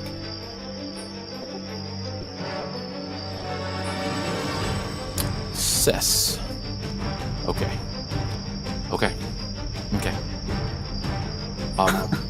What you see, Cess, is My nothing. goodness. You don't see anything. And yeah, Kel'Thas, now you're ready. Actually, Lorento. but you see this thing's holding a large stone in front of his chest. Wait! You can't damage the crystal. Be careful. Okay, well, let's do... For Bugstone. Okay. I'll smirk as he reveals himself, and then with a snap of my fingers, a giant pit will appear underneath of him and that whole side of the room. Alright, as you cast the pit, I need you to make me a will save.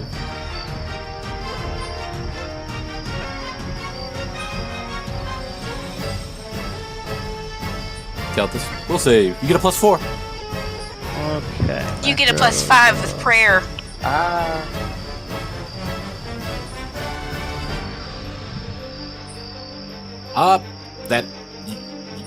That's fake. That is so fake. And as that is fake, Lorento, Kel'Thas, you're close enough. You guys can both make me perception checks.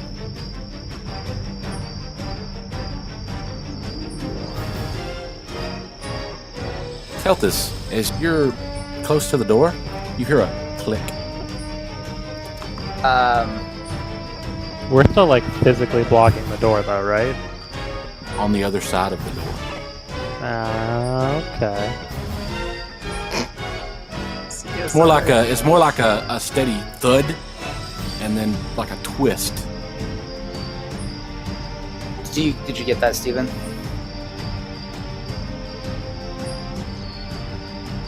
Oh yeah, it knows. I was fixing to get to you. Okay.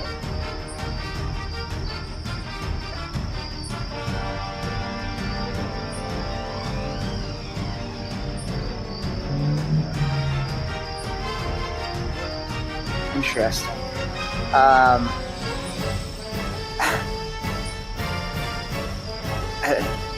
Does that... Can it? Through the hardness. It's not a normal door. Not a normal nail. Fair point. Fuck.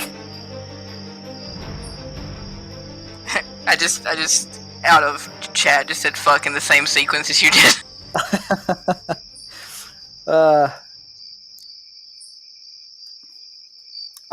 Hey, I'm sorry not to metagame at all. If Kel'Thas knows that that's fake, is there a point that he would want to keep the pit active? He cast it. He can't dismiss it in the same turn he cast it. He has to wait. I mean, is it still useful to, like, block the stairs? Or... yeah, but I'm fixing to tell you, combat's over, guys. Is it? There is nothing. You guys sit around, wait for a few minutes, and nothing happens. Okay, well, Apple is heading up the stairs, and the moment she sees fire, she casts Wall of Water straight out of her hammer. Wall of Water will help, but the fire, it is growing. It is massive. Actually, sorry, if we could retcon one thing, I get a perception check, one more perception check with that I'm seeking shadows. Inside the tavern? I meant the tower? Yeah, it's making its way up further and further, and every step of the way, like, all of this massive shadowy tentacles are just, like, wrapping around looking for anything shaped the size of the lodestone.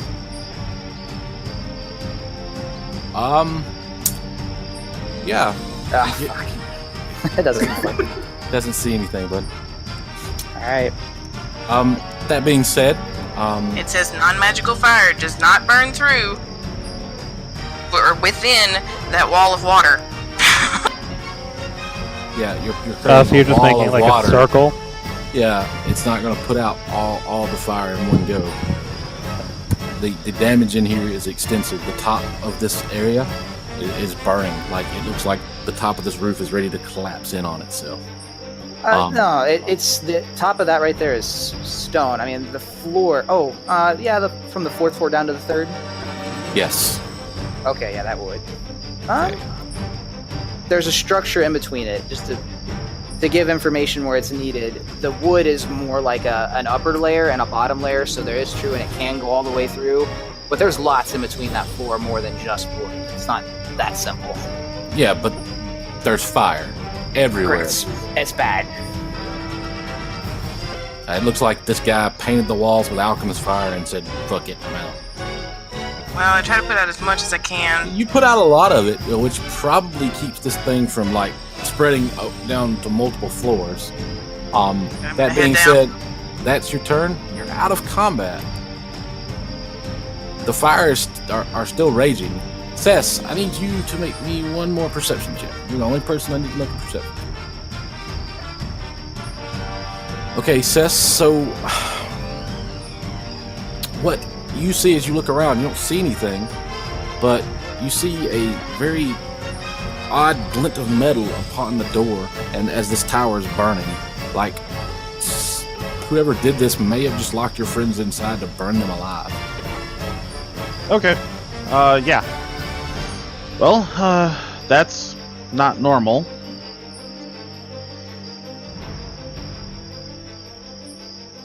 Does Lorento know what happened there, or has he just heard what he heard? He heard what he heard because he can't actually see through the door. Okay. So that's gonna try to open the door.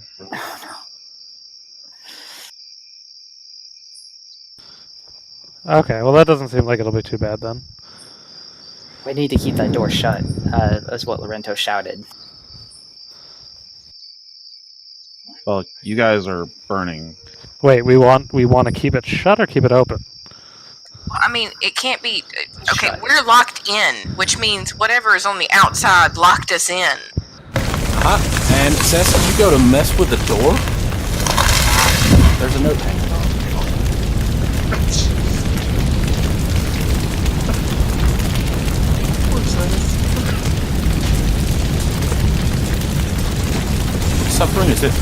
Suffering is permanent.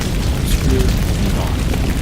Now, you share its nature in infinity. Cess takes it and tosses it behind her. Then she reaches up, taps on the wall with her ring of lockpick, and casts knock. Cast knock on the door. You open the door, yes. Since it seems to be sealed shut. Like by a nail. Some kind of nail. Knock opens stuck, barred, or locked doors, as well as those subject to whole person or arcane lock. The problem is that it's not a simple locked door. It's arcane locked. Yeah, it's an arcane lock. Knock opens, arcane lock. Door or object secure by spell. My breaking on spell magic does not add to the normal base break. Knock spell does not remove an arcane lock unless it presses the effect for 10 minutes. Okay. Okay, there's still a door drove through this thing. I mean, the nail still drove through it. This would undo that, depending on how the nail works. It would. It is a magical. It's a magical nail. After he says nail, Apple's gonna pull hers out of her bag and go, "It's this. It's a stubborn nail, and we're not gonna be able to pull it out. We've got to find a different way than the door." Okay, I'll just be like, everyone come to me. We need to keep the door shut first. Hold on. We need to get. He's still in here. He can't leave. We need to control the fire and then carefully, calmly search the area. It's not this simple. It's illusion magic. I don't know, but keep this door shut. That's fine. Just come to me. Everybody come to me. It's starting to get hot here, guys. Really hot. Lorento tells the construct to move up to the highest floor, and it begins to move. Okay, how much does that construct weigh? 250 plus pounds. All right. So as it starts to move up, its way to the third floor. So as it starts to move up, Lorento, you can hear that the roof and this wood, it's starting to get deep from the fire as it starts to move up to the higher levels. Lorento moves to Kel'Thas. Is Apple next to Kel'Thas? Yep. Okay, is everyone next to Kel'Thas now? Okay, Sure. Kel'Thas touches everyone, and Dimension doors out. Okay. Some tricks up your sleeve. Okay. Yeah. So, yeah, you're out.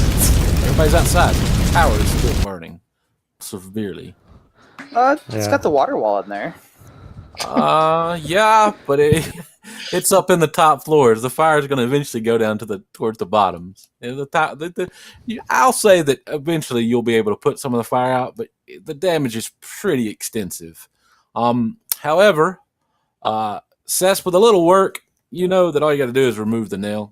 You take a little time and you remove the nail, and once you remove it, you notice that it's made out of a special metal.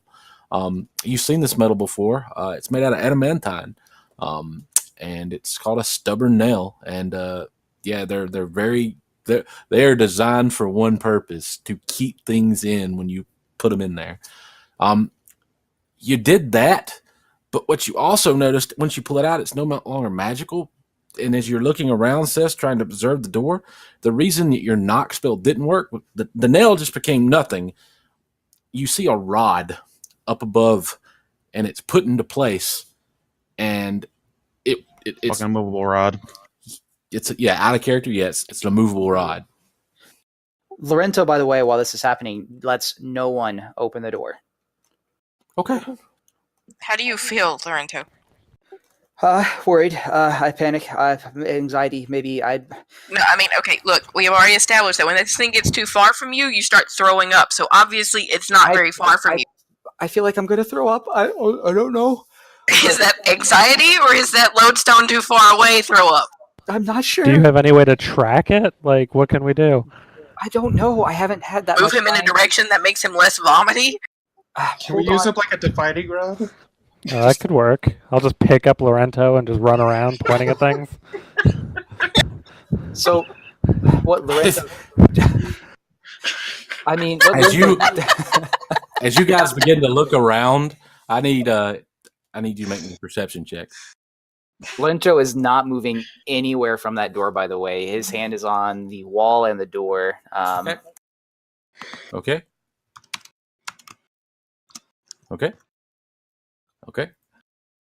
All right. Anybody that rolled above a 25, as you guys are looking around trying to find things, through all your movement and all the craziness that has happened,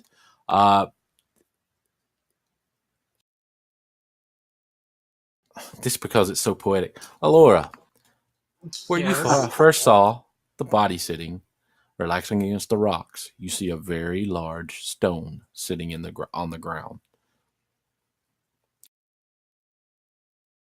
I see a large stone in the ground. Just where the body was sitting, there is a very large watermelon-sized stone, pulsating with power, sitting on the ground. You guys, I feel like I'm going to vomit. Maybe they took it too far. I don't know. There's another note, Elora. Only when all half-truths are revealed is one truly free.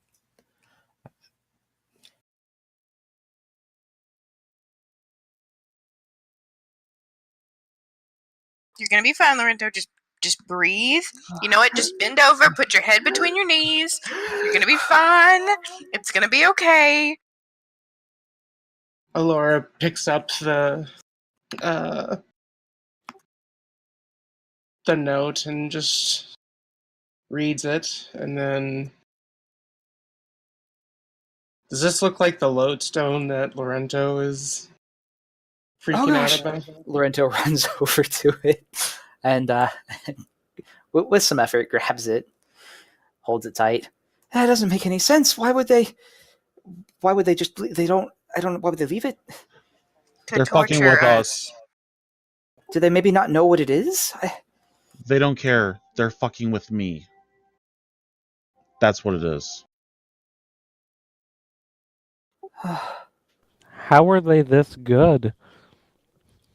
When this is all you do for a living, you get very good at it. If I just hadn't want to know left, how they got out the door. I would have been just like them. Keep that in mind. Yeah, but like, how did they get out the door? They got out before I closed it. That's ridiculous. Like I said, when you're this good, Unless they you're do kind of like good. what Kel'Thas did. I don't have any spells in place to But Lorento's kind of like visibly paled from like maybe the shock of everything, just like the exhaustion of it all. I don't have anything, a place I need to make preparations. He's just kind of like mumbling to himself as Everybody, he makes his way into the you tower. owe 15.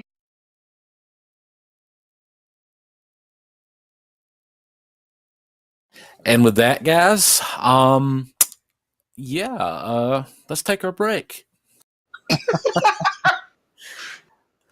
Lorento could have died right there if they took that stone. You guys, that's not cool.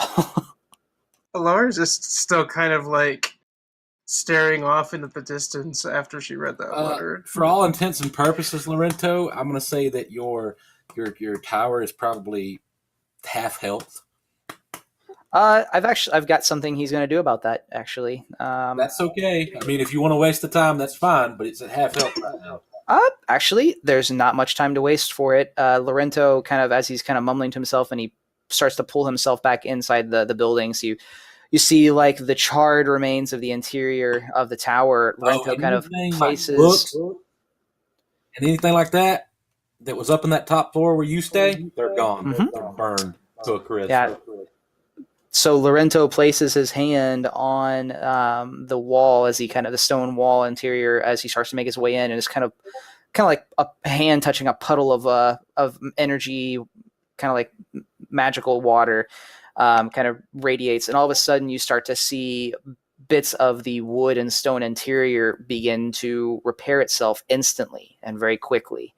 And what this is mechanically is self-repair. Modification allows a construct to use some of the innate magic that powers its body to repair damage to itself. As a swift action, the construct gains fast healing 5 for a number of rounds per day, equal to its hit dice. Does not repair the books and stuff. Lorento did lose a lot of stuff, so he's definitely upset. But furniture and stuff like that will slowly come back. Stuff that were innately part of the tower.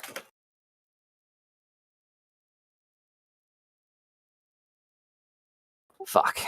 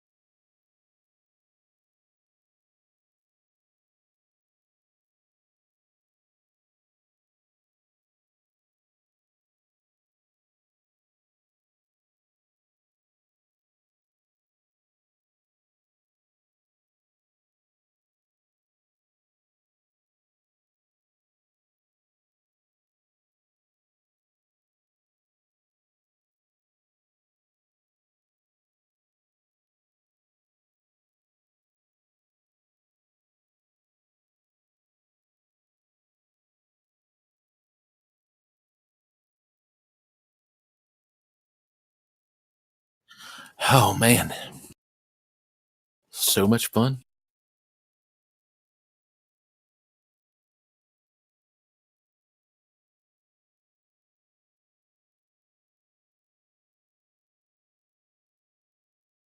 How's everybody feeling? Made you so mad everybody went quiet.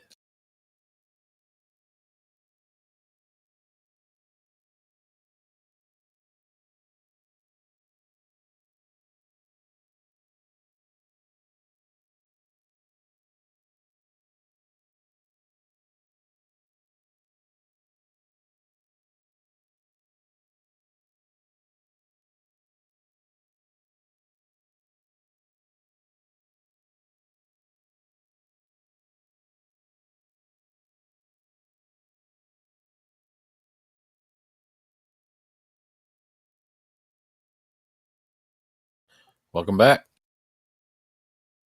Thank you. Fuck. Did it make you nervous? I didn't expect a fight in the tower, and I didn't expect something to come after the lodestone yet. I thought maybe I'd put enough work into it, but was kind of half expecting that you really wouldn't do anything with it. I learned my lesson, and Lorento has too. Lorento has to what? Say what? You said Lorento has to what? Oh, and Lorento has learned his lesson too. He's gonna put some more magic in place.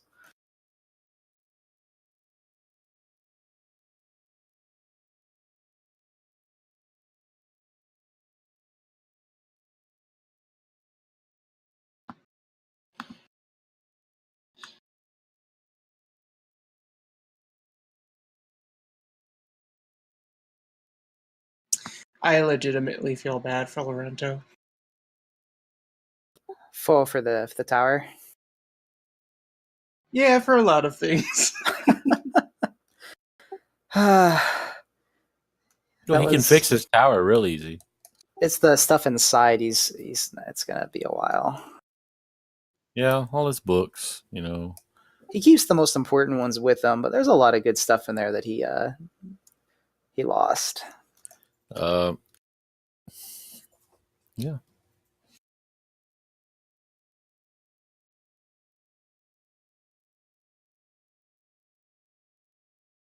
So half HP. He has. I need to update his thing actually. It's 86 HP, so 43, and then fast healing 5 for 5 rounds.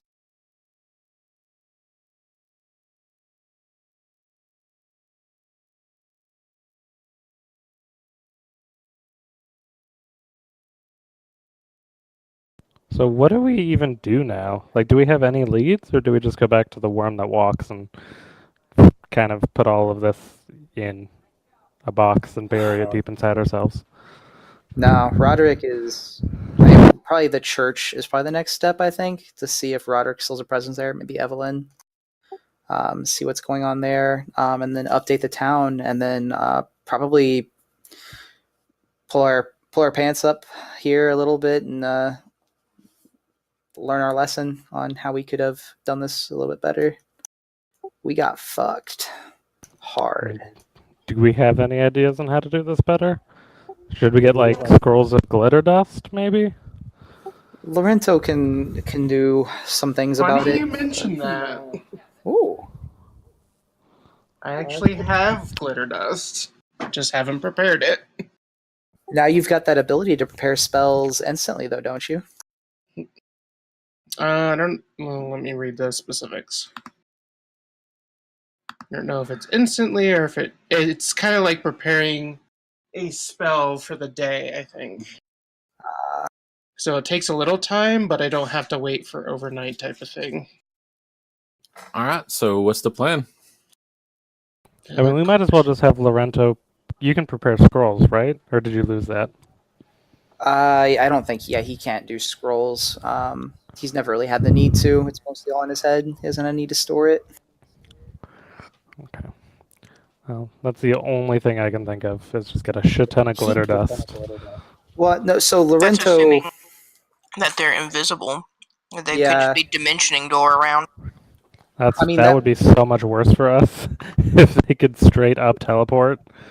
So here's my guess. It's as a player, and then I think Lorento, as he spends some time with it, this is probably his guess too. Is it's not dimension step. It's shadow travel. And that he would need a linked source outside of the tower, and it sounds like they're definitely not operating alone, or he's got preparations in advance. It would definitely be something along the lines of that. Well, even when we weren't in the tower, they were just appearing and disappearing, hitting everyone for a billion sneak We're attack literally damage. at nighttime with a campfire. There's shadows everywhere. They have literally free reign. I think the only reason that they were even able to leave the tower is not because they went through the tower, but literally in that moment where Cess opened the door, that's all they needed to link the shadows. Bam, they're out. That's Lorento's guess anyways. But I mean, imagine from like right here, Lorento's got some repairs to do. The tower can heal up so much of its own HP. It's at 67 health.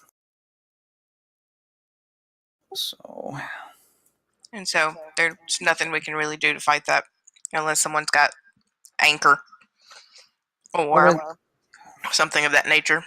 yeah. And even having the chance to actually get that spell off on them is the other problem. I think if we can combine glitter dust and grappling, we might be able to pin him down long enough. I mean, also, if anybody has daylight. I don't, but I could prepare it. I mean, any of these things Lorento can cast, but the problem is every spell level costs him an extra full round action to cast. He's not going to be able to do it in the middle of combat very easily. I can cast it. It's a 3rd level spell. Well, it sounds like next time we go after these guys, we need to prepare everything in advance. Like all of our spells, scrolls, potions of see invisibility, the whole 9 yards. I mean, for right now, I think we need to get the F out of Dodge, get back to the town, and lick our wounds. We can sleep overnight inside the tower. Enough of it's been repaired just from its self-repair that the basic furniture, the interior is back to normal for the most part, but the damage and everything that's done is going to take a little bit longer to heal. Lorento will work on that tonight, and he'll probably spend some time mourning the loss of a lot of his documents and stuff upstairs. So my question is what do you hope to obtain when you go back to town? Why don't we go travel to Apple's town? I mean, these guys are after Cess. They're after her to hurt her through her friends.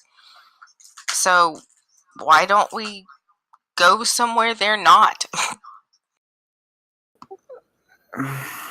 Kel'Thas just wants to go somewhere where we could buy potions. You can do that pretty easy. I'm just curious what you're trying to hope to gain in town. I mean, Lorento would say that we need to see if Roderick is there. Okay, we can't even fight one of his lackeys. What's the point of trying to fight him? We're not going to just leave him back in town like everything's normal. He's a huge threat. He's also the head of a church. He's got to maintain some type of a cover. You're saying we do nothing about it? I'm saying we go somewhere else and regroup. Yeah, I'm with Apple. I think we need to go gather equipment and supplies specifically to take him down without him knowing about it. And then just come in hard and fast. We sitting in town is literally going to make the town a sitting duck. Do we get the impression that Roderick knows that we know he's part of this? I could see the argument being like, if he thinks he's normal, he's going to keep up his guise as the head cleric of the church, and we go in there poking the hornet's nest. That would be bad. But if he knows we know, then we're just letting him do whatever he wants to do in the town. He could be there murdering everybody right now for all we know. Would be Lorento's point. But I mean, at this point, we couldn't stop him even if we wanted to. Like, we just spent this whole time hitting air. Like, we have to do something different. And what I'm saying is, what productive would that be? Y'all found a note that literally said his mission was to make her suffer and kill her. Bob's so mission, what would be or the Roderick's? point? From what we were told, the note was literally like Bob was telling Roderick to take care of this. Yeah. But if Cess isn't in the town, then... No, that's a good point. So the threat has to leave the town. And again, nobody really knows anything about this place but me. So we could start marching our way there in the tower. In fact, if Apple spends some time with Lorento, then he could give instructions to the tower to get us there overnight while we sleep inside. Like walking in the tower? Oh yeah. No. That would be the easiest thing to fucking track than I have ever seen in my life. You're saying we stay outside of the tower? Unless it can fly overhead and leave no trail, it's probably going to be easier to cover our tracks and move in secret without it. So this is Lorento speaking with Apple then. Is that the case, or is this Matt and Yeah. Amy? Okay, so I'm not sure. The lines are kind of blurred now. it's pretty similar. Well, it's fortunate then that it can fly, Apple. Can it fly incognito? I mean, I guess if we fly it at night, that would make it less easy to see. I mean, a giant tower with spider legs in the sky, Well, probably an issue. Up until it crashed, landed here into the forest. I imagine none of you saw it. I was overhead the entire time. We just have to get some good distance. It's obviously more obvious during the day, but look, there's lots of good reasons we don't want to be walking around. This is literally what I put my blood and sweat into so we could travel safely. We're just... Well, that's fine. I'm all Yeah, for... I'm on Kel'Thas' side for this, or I'm on Lorento's side for this one. I'm on my side. I like my ideas. But, okay, so if it's in the air, if we travel at night, we can set it down during the day, and more than likely they're going to make their moves at night too. So they're probably not going to be a whole lot of a day walking on their part either. So we could stay up and kind of make sure that we're not causing any undue attention to ourselves with this tower as we travel at night, and then sleep in it during the day. Out of character, would it make... Yeah, exactly, Nadia. Would it make more sense... travel at night, it's going to be hard to see, then... So far as like staying in one place. So I guess what I'm getting at is we travel at night. Sure. Let's just say best case scenario, we're not detected.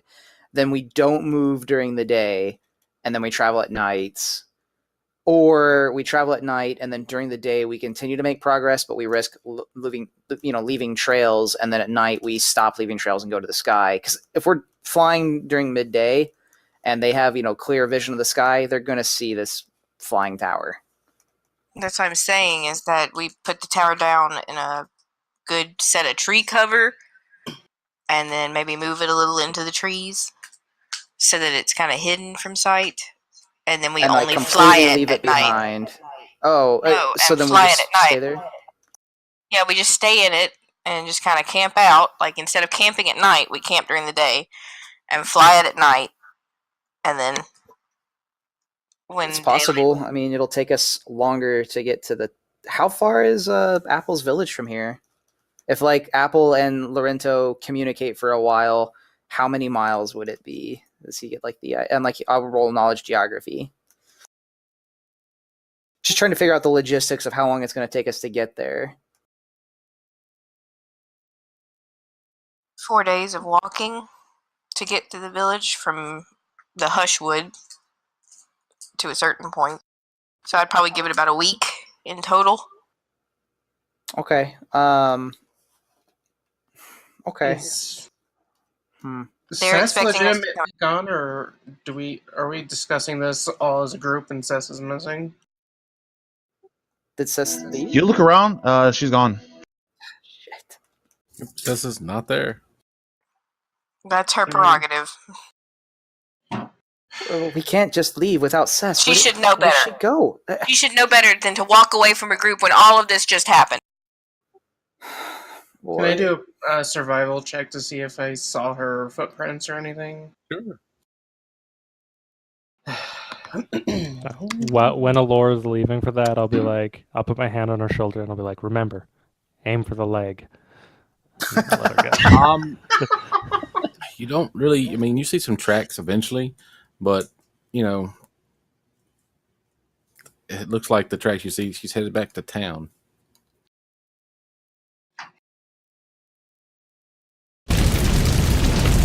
The fire's back. We're sitting here trying to save the town. We're trying to figure out a way to make things better. And she just wants to walk away like this. And I can't bring myself to be worried about her. If she's going to put herself into that kind of fucking danger, I am not going to put myself into fucking danger trying to save her ass every single time. You know what? Relax. I don't want to relax. I am at a 5 strength, and I am tired, and I really just wanted... Excuse me, I'm extremely weak. Look.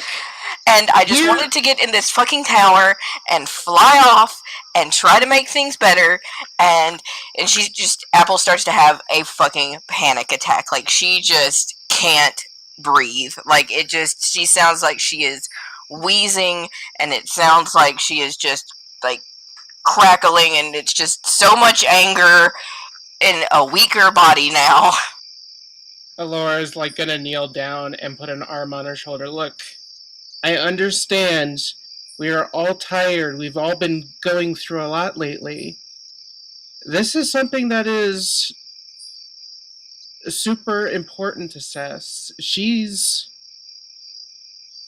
fighting the demons that she thought she left years ago. And we need to support each other, or else we're never going to make it. But her running off half-cocked like this is endangering the entire town. And you know what? I've done this before, too.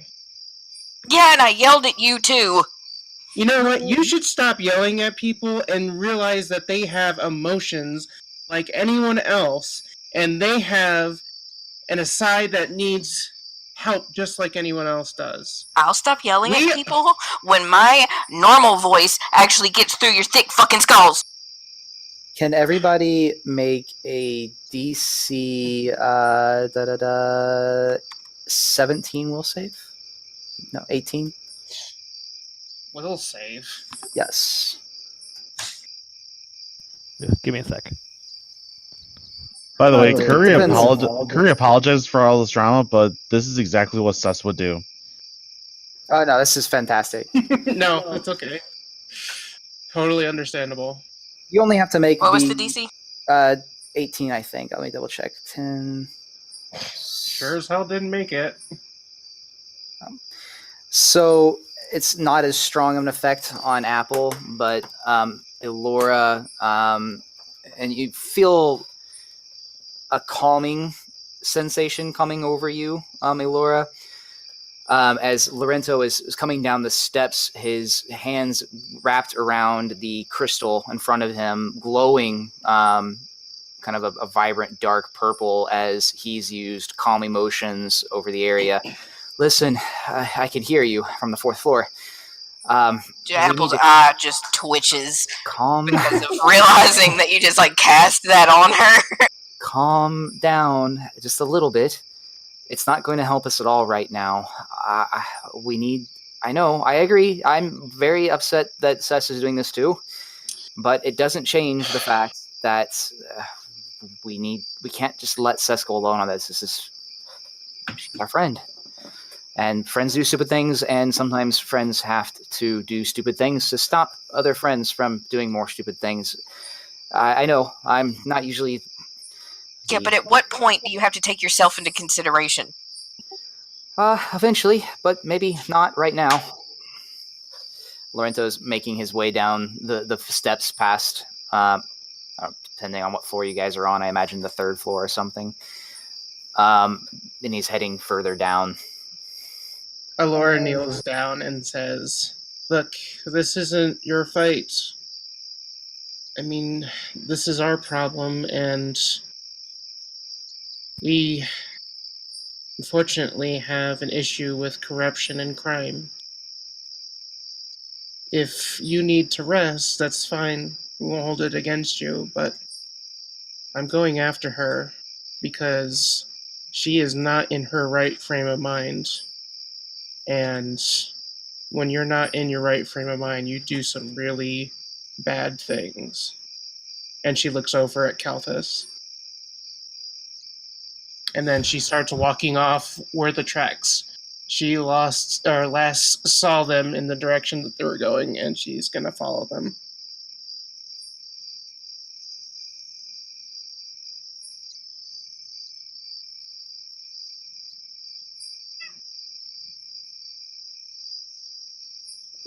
splitting the party. Well, that depends. What do the rest of you do? What's the tower plan?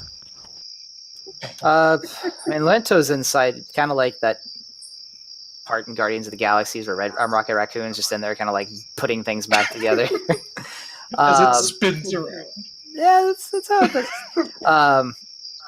Okay. Lorento agrees with Apple's plan, but there's no way he's going to leave Cess behind. So eventually, once Lorento finishes repairs, he's going to head back to Rusva. Nervous because he doesn't know if he's preparing for a battle. What's your timeline for repairs, Rocket? He's mostly finished them. The guys were being dramatic for quite a while, so finished most of the spell, the casting. He's got a little bit more that he can do. He'll do that as they start marching down towards Rusva. Okay, well, it looks like I'll ride with you then. We'll just come in with the tower and hope it works out. All right. Apple stays put. Sheep and the tower outside. She's outside next to the fire, like her hand is flexing into a fist and out, and into a fist and out, like it's a coping mechanism, and she's just staring at where they walked off. But she's not moving. Haven't left yet. No, I mean like Elora and Cess. You feel a weight on your left shoulder, kind of your clothes on your shoulder kind of like are pulled back and downward as something crawls up the backside of your shoulder blade and it's making its way up to your shoulder. And it's Bellwether. That's terrifying imagery. It's a giant spider. Not helping. So you look to your side and you see this giant, not giant, it's like for its body frame, it's an oversized, blinking, glowing yellow clockwork eye, kind of looking inches away from you, kind of inquisitively at your in your direction. How big is it in comparison to a halfling? It's how tall is Apple? 2'8". This thing's probably about a third of her height. It can sit comfortably on her shoulder. It's not very bulky or anything. It's kind of lanky. Oh, okay. But I'd probably say a third, almost like a perfect third of her height. You just give me a moment, she says, and she takes the little guy off her shoulder and sets him down, and she kind of walks off a bit and kneels, and you see her start to pray and almost like rocking back and forth, and she is heavily asking Gwendolyn to help her because she doesn't know what to do. She is literally being pulled in two directions of her alignment, and she's going to cast guidance on herself in a different manner, I guess. She's looking for anything to help tell her where she's needed, or if it's worth it. And with that, give me just a moment.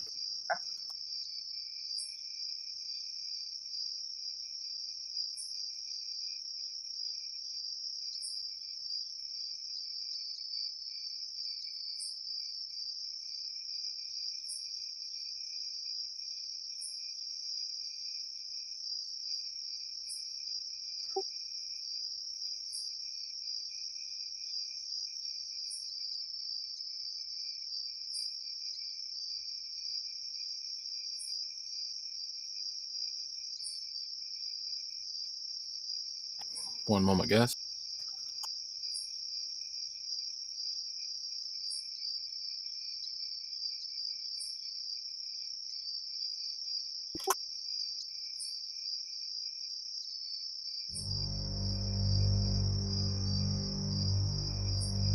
As you all are standing around talking, trying to figure out what sort of direction you need to take,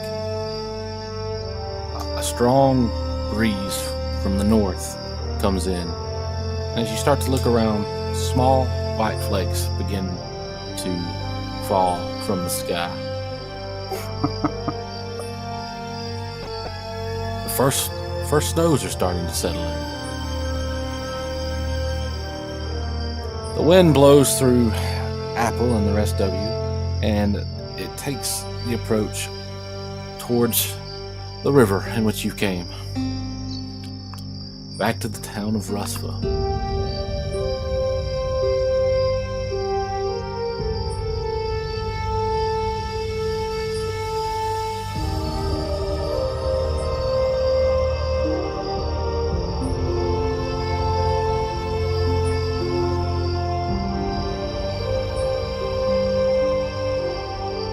You can barely hear her on the wind go, "I don't want to die."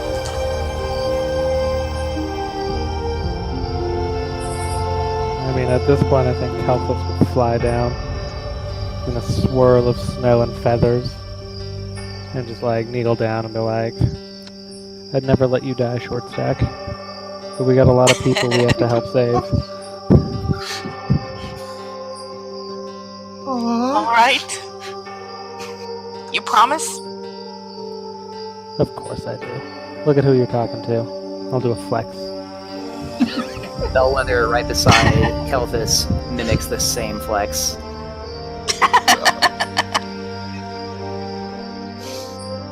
It's too adorable. So she gets up and says, "Alright, let's go."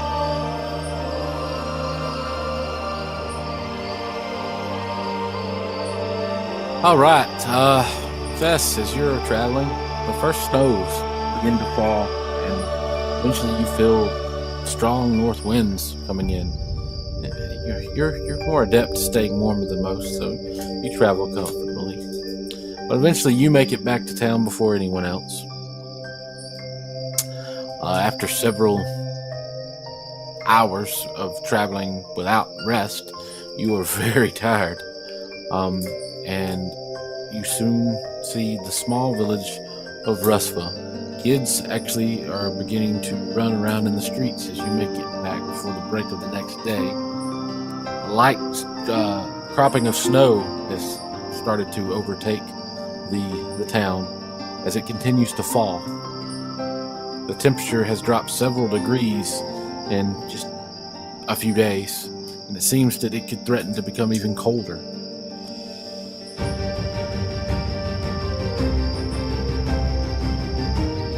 As Cess enters the village, anyone who sees her, she is a mess.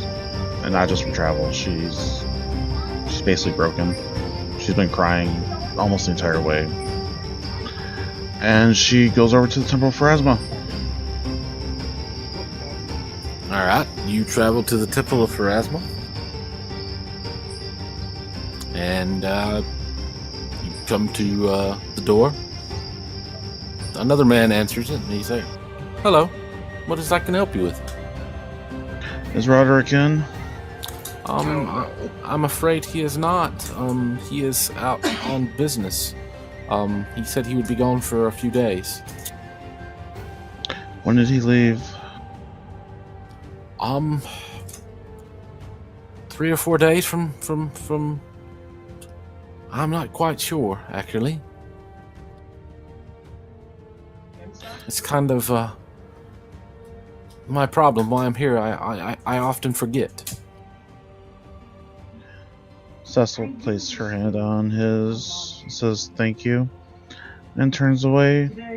And as you see this person, and you turn away, you notice that as you did so, need you to make a perception check.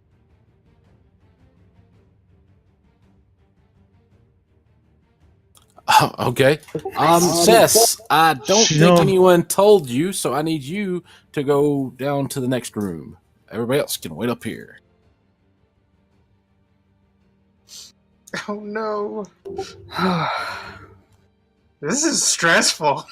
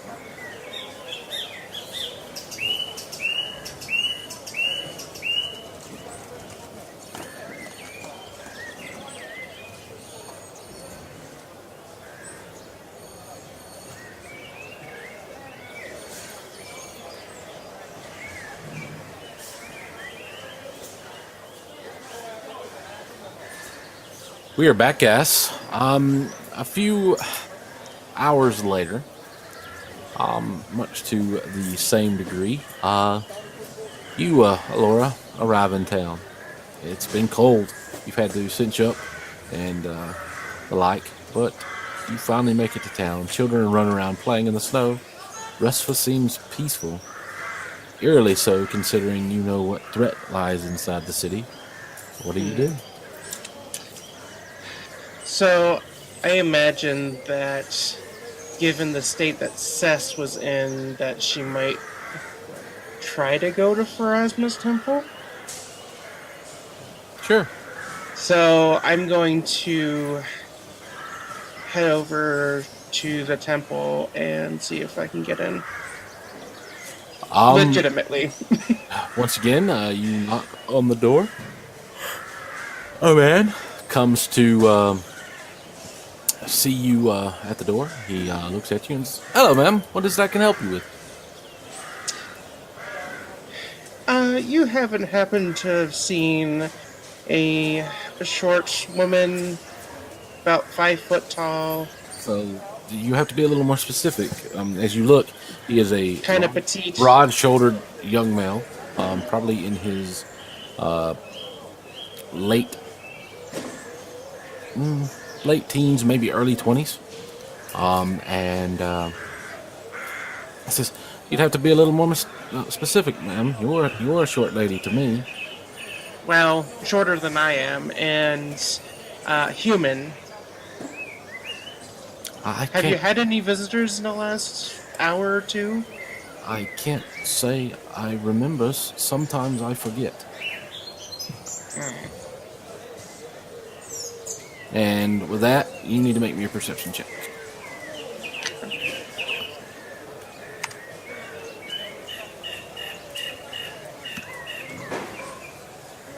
All right, need you to go down to the other channel. Okay. Cess, you can join us if you'd like.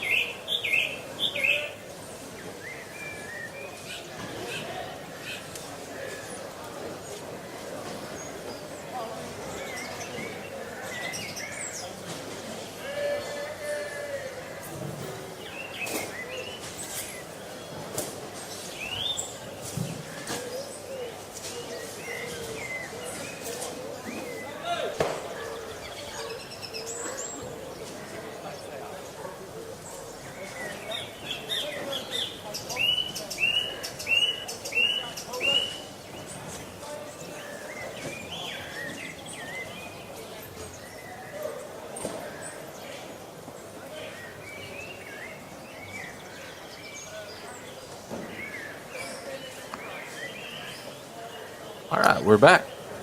Hey. So, what are you doing now?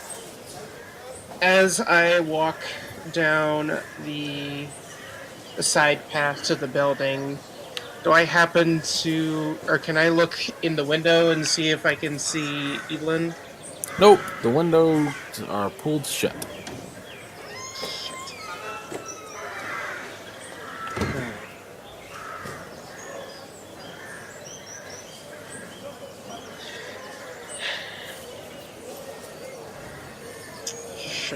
Okay. Yeah, I'm gonna probably head up to the Dirty Guzzler and see if Cess ended up there. Okay. As you're doing that, the rest of you, being that you've been able to travel all night in a machine that doesn't have to rest, you arrive on the outskirts of Rusva once more. The snow is starting to once again cover the area. Children are running around in the street. It seems like a normal day. You guys all land, and what do? A little bit of a stretch as we wake up, rested our beds, make our way down to the entrance of the tower, or Lorento does anyways, and probably tries to meet with the rest of the group on the way out. Alright. You don't see either one of them. I mean, Kel'Thas and Apple. What are you two doing? Apple's gonna wake up still feeling weak, but, not as half dead. You do gain 1 point of that back. Okay. Not as weak. Still a little weak. But, so Apple stretches. She, like, rubs her face. And then she, walks down to the bottom of the tower. I'm going to Allison's. Anyone else want to walk with me? Sure. I can go with you. All right. Kel'Thas, what are you doing? Did we lose Kel'Thas? I think you went AFK for a second. Okay, so we'll just go to you guys at Allison's because I think that Curious is sitting out in the somewhere. I'm not giving away his position. And you went to the Dirty Guzzler. Seems to be pretty normal, Elora. You don't see Cess there at all. So we'll go to Allison because that'll be where the first real interaction takes place. Also, I think Lorento probably would have sent Bellwether ahead to do some light aerial scouting. Within where? Over Rusva. Okay. What are you looking for? Cess. Make a perception check. 21? Yeah, it seems like that she's sitting out like near the docks looking at the water. Oh, okay.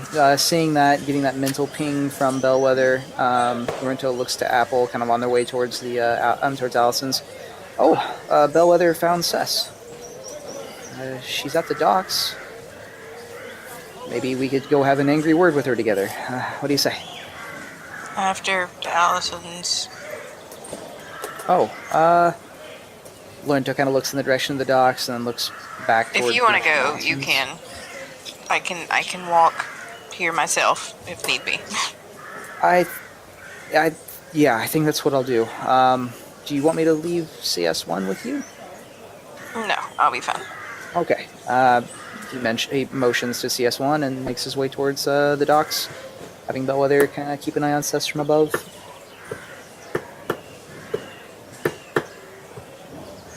Aw.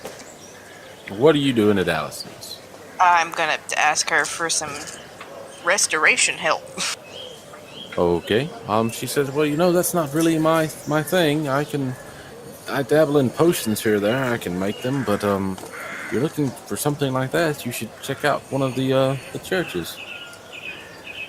I would, but there's some issues between, like, Cess and Elora and the churches, and I just don't feel like I'm really welcome there at the moment.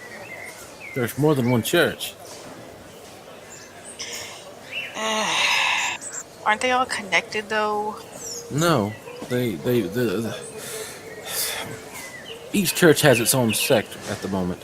They're making a grand temple or shrines where each faith will have a hall that people can go to and congregate, even though they differ in their beliefs. And it's.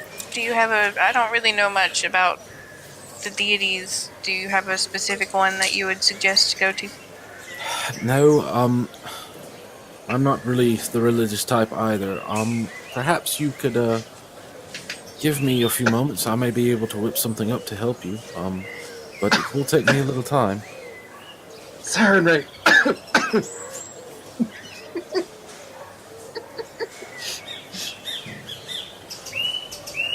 Well, hold on. Let me see. You're one of the divine arts. Why can't you just heal yourself? Preparation for other things. Let's see. Yeah, I'll give it a go. Like, she is just, ugh. So I'm gonna cast Lesser Restoration on myself. Seems what might serve you best is some sleep. Boom, 4. Nice. You feel like you're restored back to your normal self. Wait, she sells potions and stuff too, right? She does. I'm gonna ask if she has any potions of see invisibility.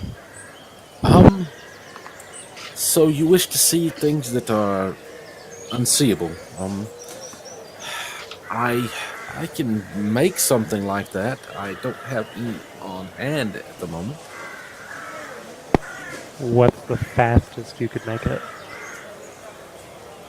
Well, I could make one today, one tomorrow, one the next day. Okay, Once again, do you not have some practitioners of the arcane arts that you travel along with? none who can cast this particular spell, unfortunately. Am I not mistaken? If you are a practitioner of the divine arts, as you say you are, then how come you can't just pray to your god, no offense, our goddess, or whatever deity it is you serve, and they grant you the power to do that? Wait, are they talking to Kel'Thas or Apple? Apple. To see invisibility? Indeed. I mean, I've contacted her for other things, but usually it's just kind of like wind blowing and snow.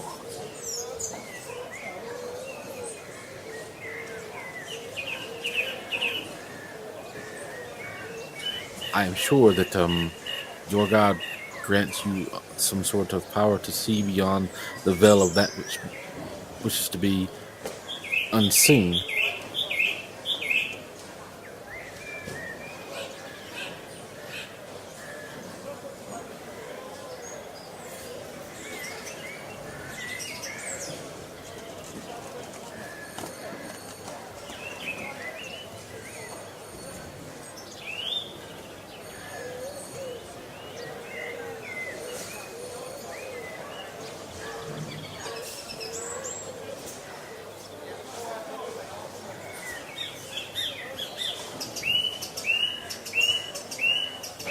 I do have that spell.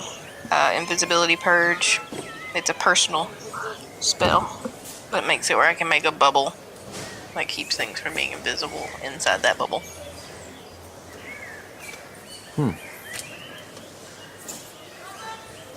That sounds pretty good. Out of character, it's invisibility purge. You surround yourself with a sphere of power with a radius of 5 feet per caster level that negates all forms of invisibility. Anything invisible becomes visible while in this area. So anything within 35 foot of you that is invisible would become visible. Now, if they're stealthing, that doesn't count. Right. So that's an idea. Still negates invisibility. So if you are using invisibility on top of stealthing, it still negates that huge bonus they get from it.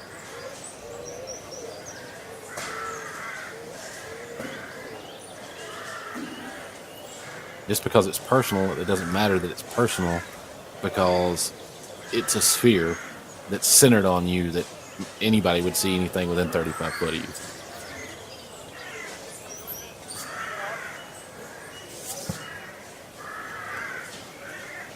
That sounds like that'd probably be pretty good, assuming that what's happening with them is invisibility, but there's also some assumption that it could be other shenanigans too. Yeah.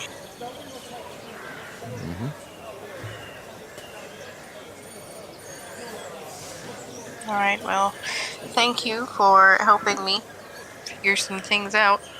And yes, I think sleep is probably what a lot of us need, but, you know, life goes on. I will see you later. And she, walks out. Have a good day. And as you still about this, are you still interested in those purchases? Yeah, I'll take one of those potions.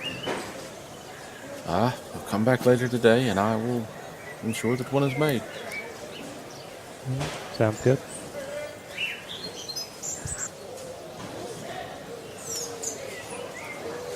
All right. And with that, I guess I'm going to let Lorento and Cess.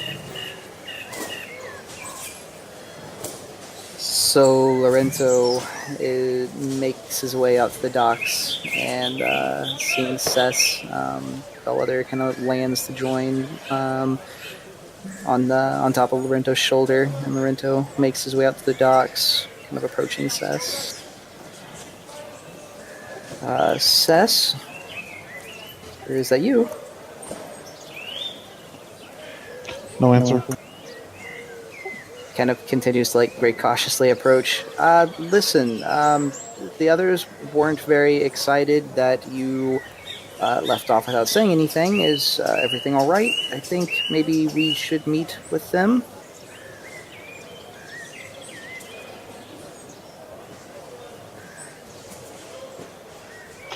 I was gonna turn myself over to him. I was gonna install, so you guys could keep going. I mean, I don't really think that would really have the effect you're hoping for, Cess. An opposite, probably. I don't think there's any way that we would just let that happen.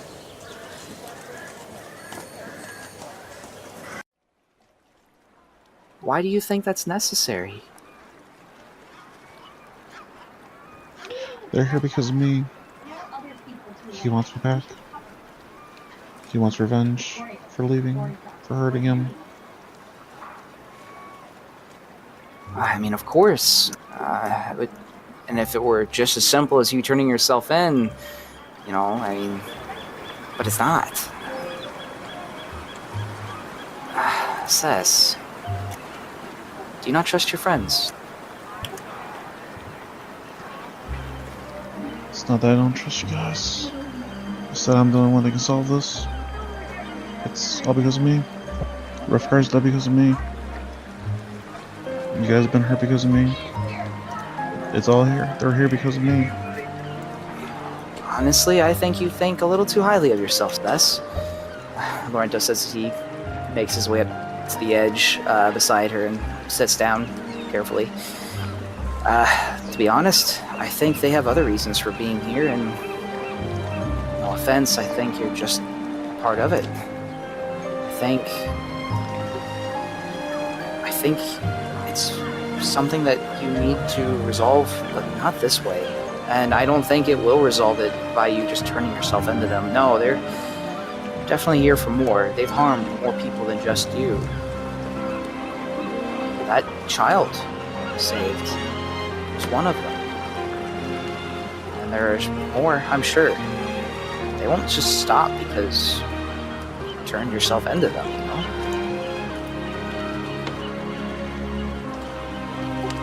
It's not that simple. There's a small part of Cess's brain saying, yeah, he's right. But the majority of it is just saying that it's all her fault dying. As you look at her, Lorento, she's broken. Like, it's not the overconfident, brash, asshole, drunk that you've known. I mean, it's a shell of who she was before. When I first came here, honestly, before I even came here, I was ready to give up in a number of different ways. It just wasn't really panning out quite how I pictured everything, you know?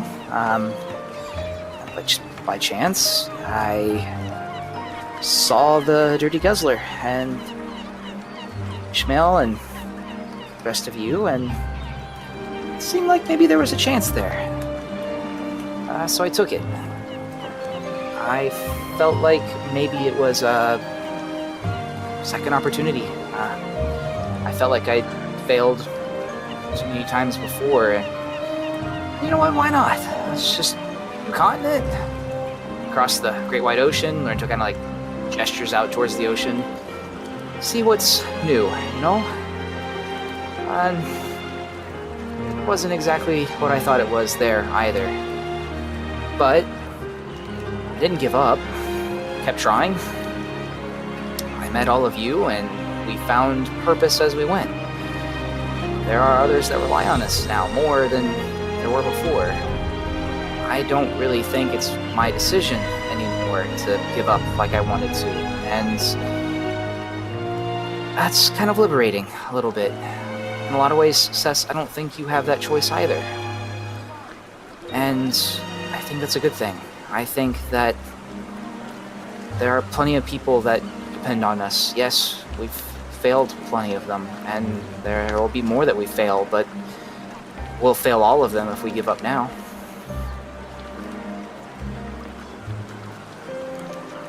Steven, high or low? High. Always high.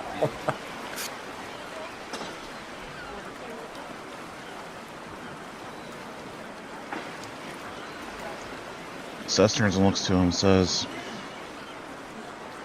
"You know I hate you some days. You're a fucking asshole. You could just let me sit here and mope and be depressed. And then you had to drop all this logic on me. I really hate you, Lorento." And you see her smile slightly. Lorento kind of puts his hand on her shoulder and smiles. No problem. I'm used to being the voice of reason. Cess flops onto her back, looking up at the sky. What a shit show this has been. Yeah. Like I said, I'm sure there's going to be plenty more ways we'll fuck it up from here, Cess, but... And he stands up. But... Don't worry. We're not half bad at this. We'll figure it out. I'm here after all. He reaches his hand out to kind of help her up. Cess takes the hand out. And says, "Some days I wish I didn't leave the circus." I probably could have stayed in college, but here we are.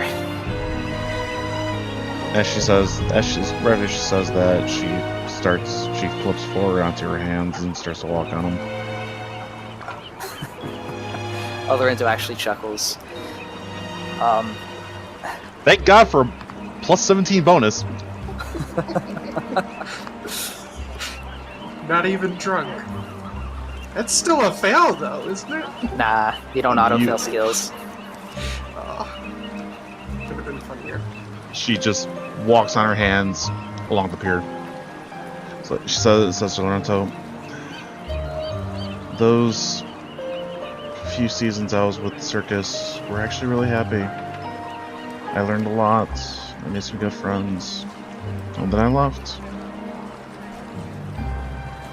Well, we all have our reasons. I had mine, you had yours. We all had our reasons for deciding to leave and come here. It might feel like it's a mistake some days. I get the feeling at the end of all of this, though, I think it'll all work out for the best.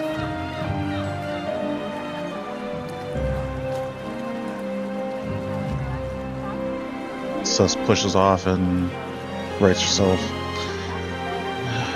"I owe everybody an apology.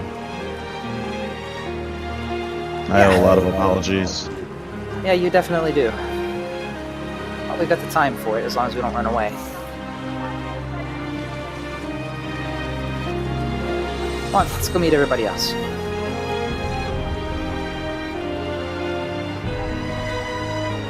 Alright. Oh shit, I still gotta go to Allison's. Cess says to herself. She has something for me.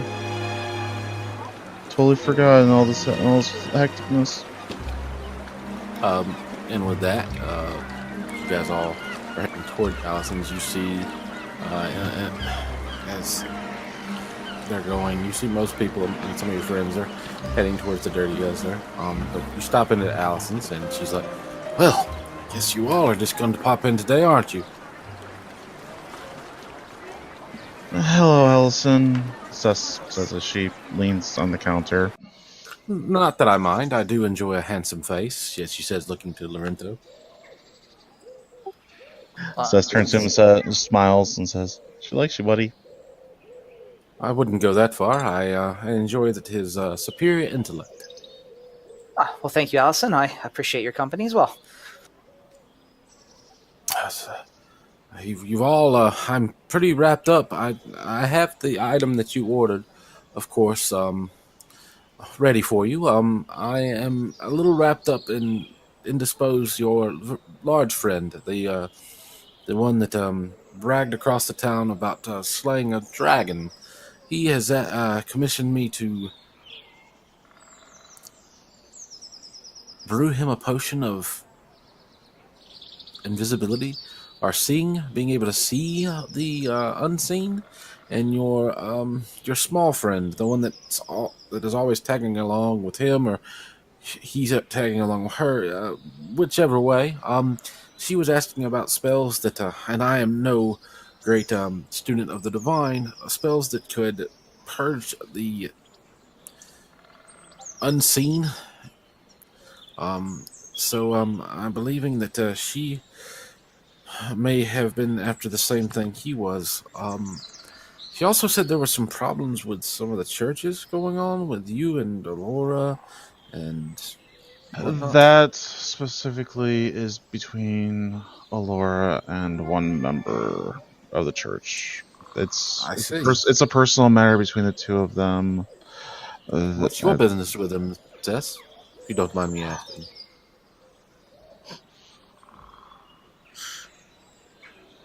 Business of it's hers. Cess is gonna look at Allison and not answer that question. I see. Well, I do hope that it's not too particularly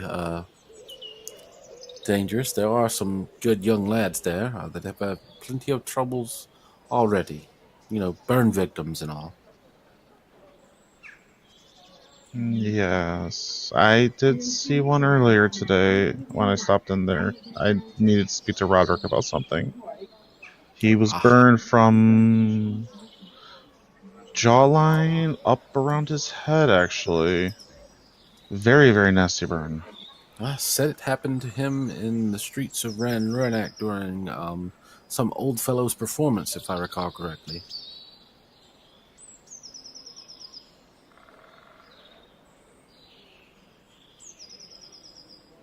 Drops mic, walks away.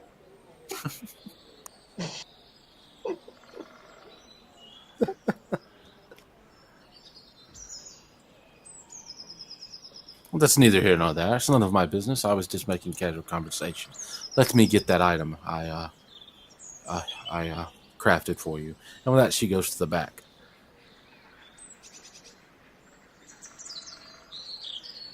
Matt, jump down to the other channel real quick. All right.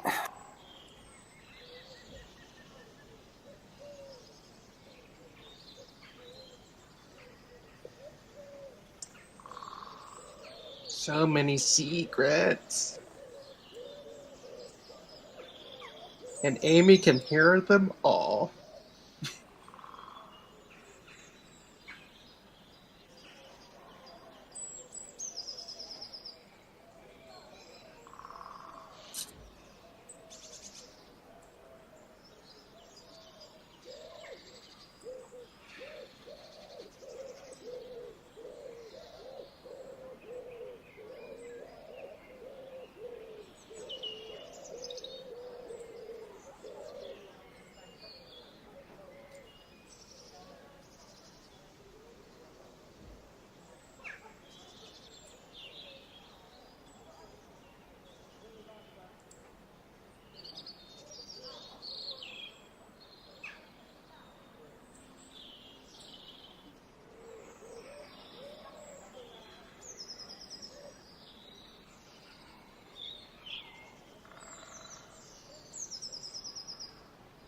All right, we're back.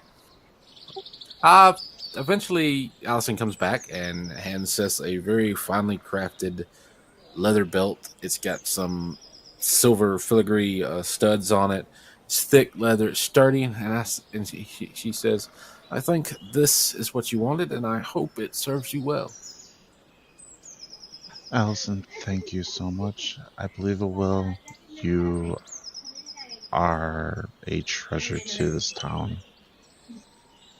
You are as well. This town wouldn't have made it as far as it has without the help of both of you. And with that, she says, "Now, if you'll excuse me, I don't mean to be rude, but I have some work to do for your other friend." Thank you again, Allison, and Cess will turn and leave, And clutching then her new purchase. Is there anybody else here besides Lorento and Cess out of the group? Is it just the two of them? it's just Lorento, Cess, and Allison, but Allison went back to the back. Cess, could we step outside and talk for a moment? I guess, yeah. And Cess does that as she removes her belt that she's currently wearing and begins to unhook, pouches and whatnot from it. As soon as Lorento gets the feeling that it's safe to kind of talk for a moment, sorry, it's just kind of collecting my thoughts for a moment. You were describing someone that you spoke with earlier at the church, right? Yeah, there was a guy there. He answered the door, told me Roderick wasn't in. And when he turned to leave, I saw that the one side of his head was severely burned, running from chin and jaw all the way up to the back of his head. Chin and up. Cess, so when I saw them earlier at the campfire, when I scryed, those same burn marks were under the mask of one of the individuals that was eating the other that they killed. The one you saw there at the church, that's him. Without a doubt. Matches the description. They're still here. And with that, Cess drops everything in her hands, grabs Lorento by his poncho, pulls him down to her face, because he's a little taller than her. Say, "Why the fuck didn't you say something before this, boy?" I'm just now putting it together, but maybe we need to get everybody else. I don't know what the plan is. I thought we were going to, but then we thought we'd go to the village and then here, but maybe not a bad idea, but it was probably he just kind of stammers for a moment. Pushes him away, picks herself up, and says, "We need to make a decision." And that is where we're going to pause for a minute.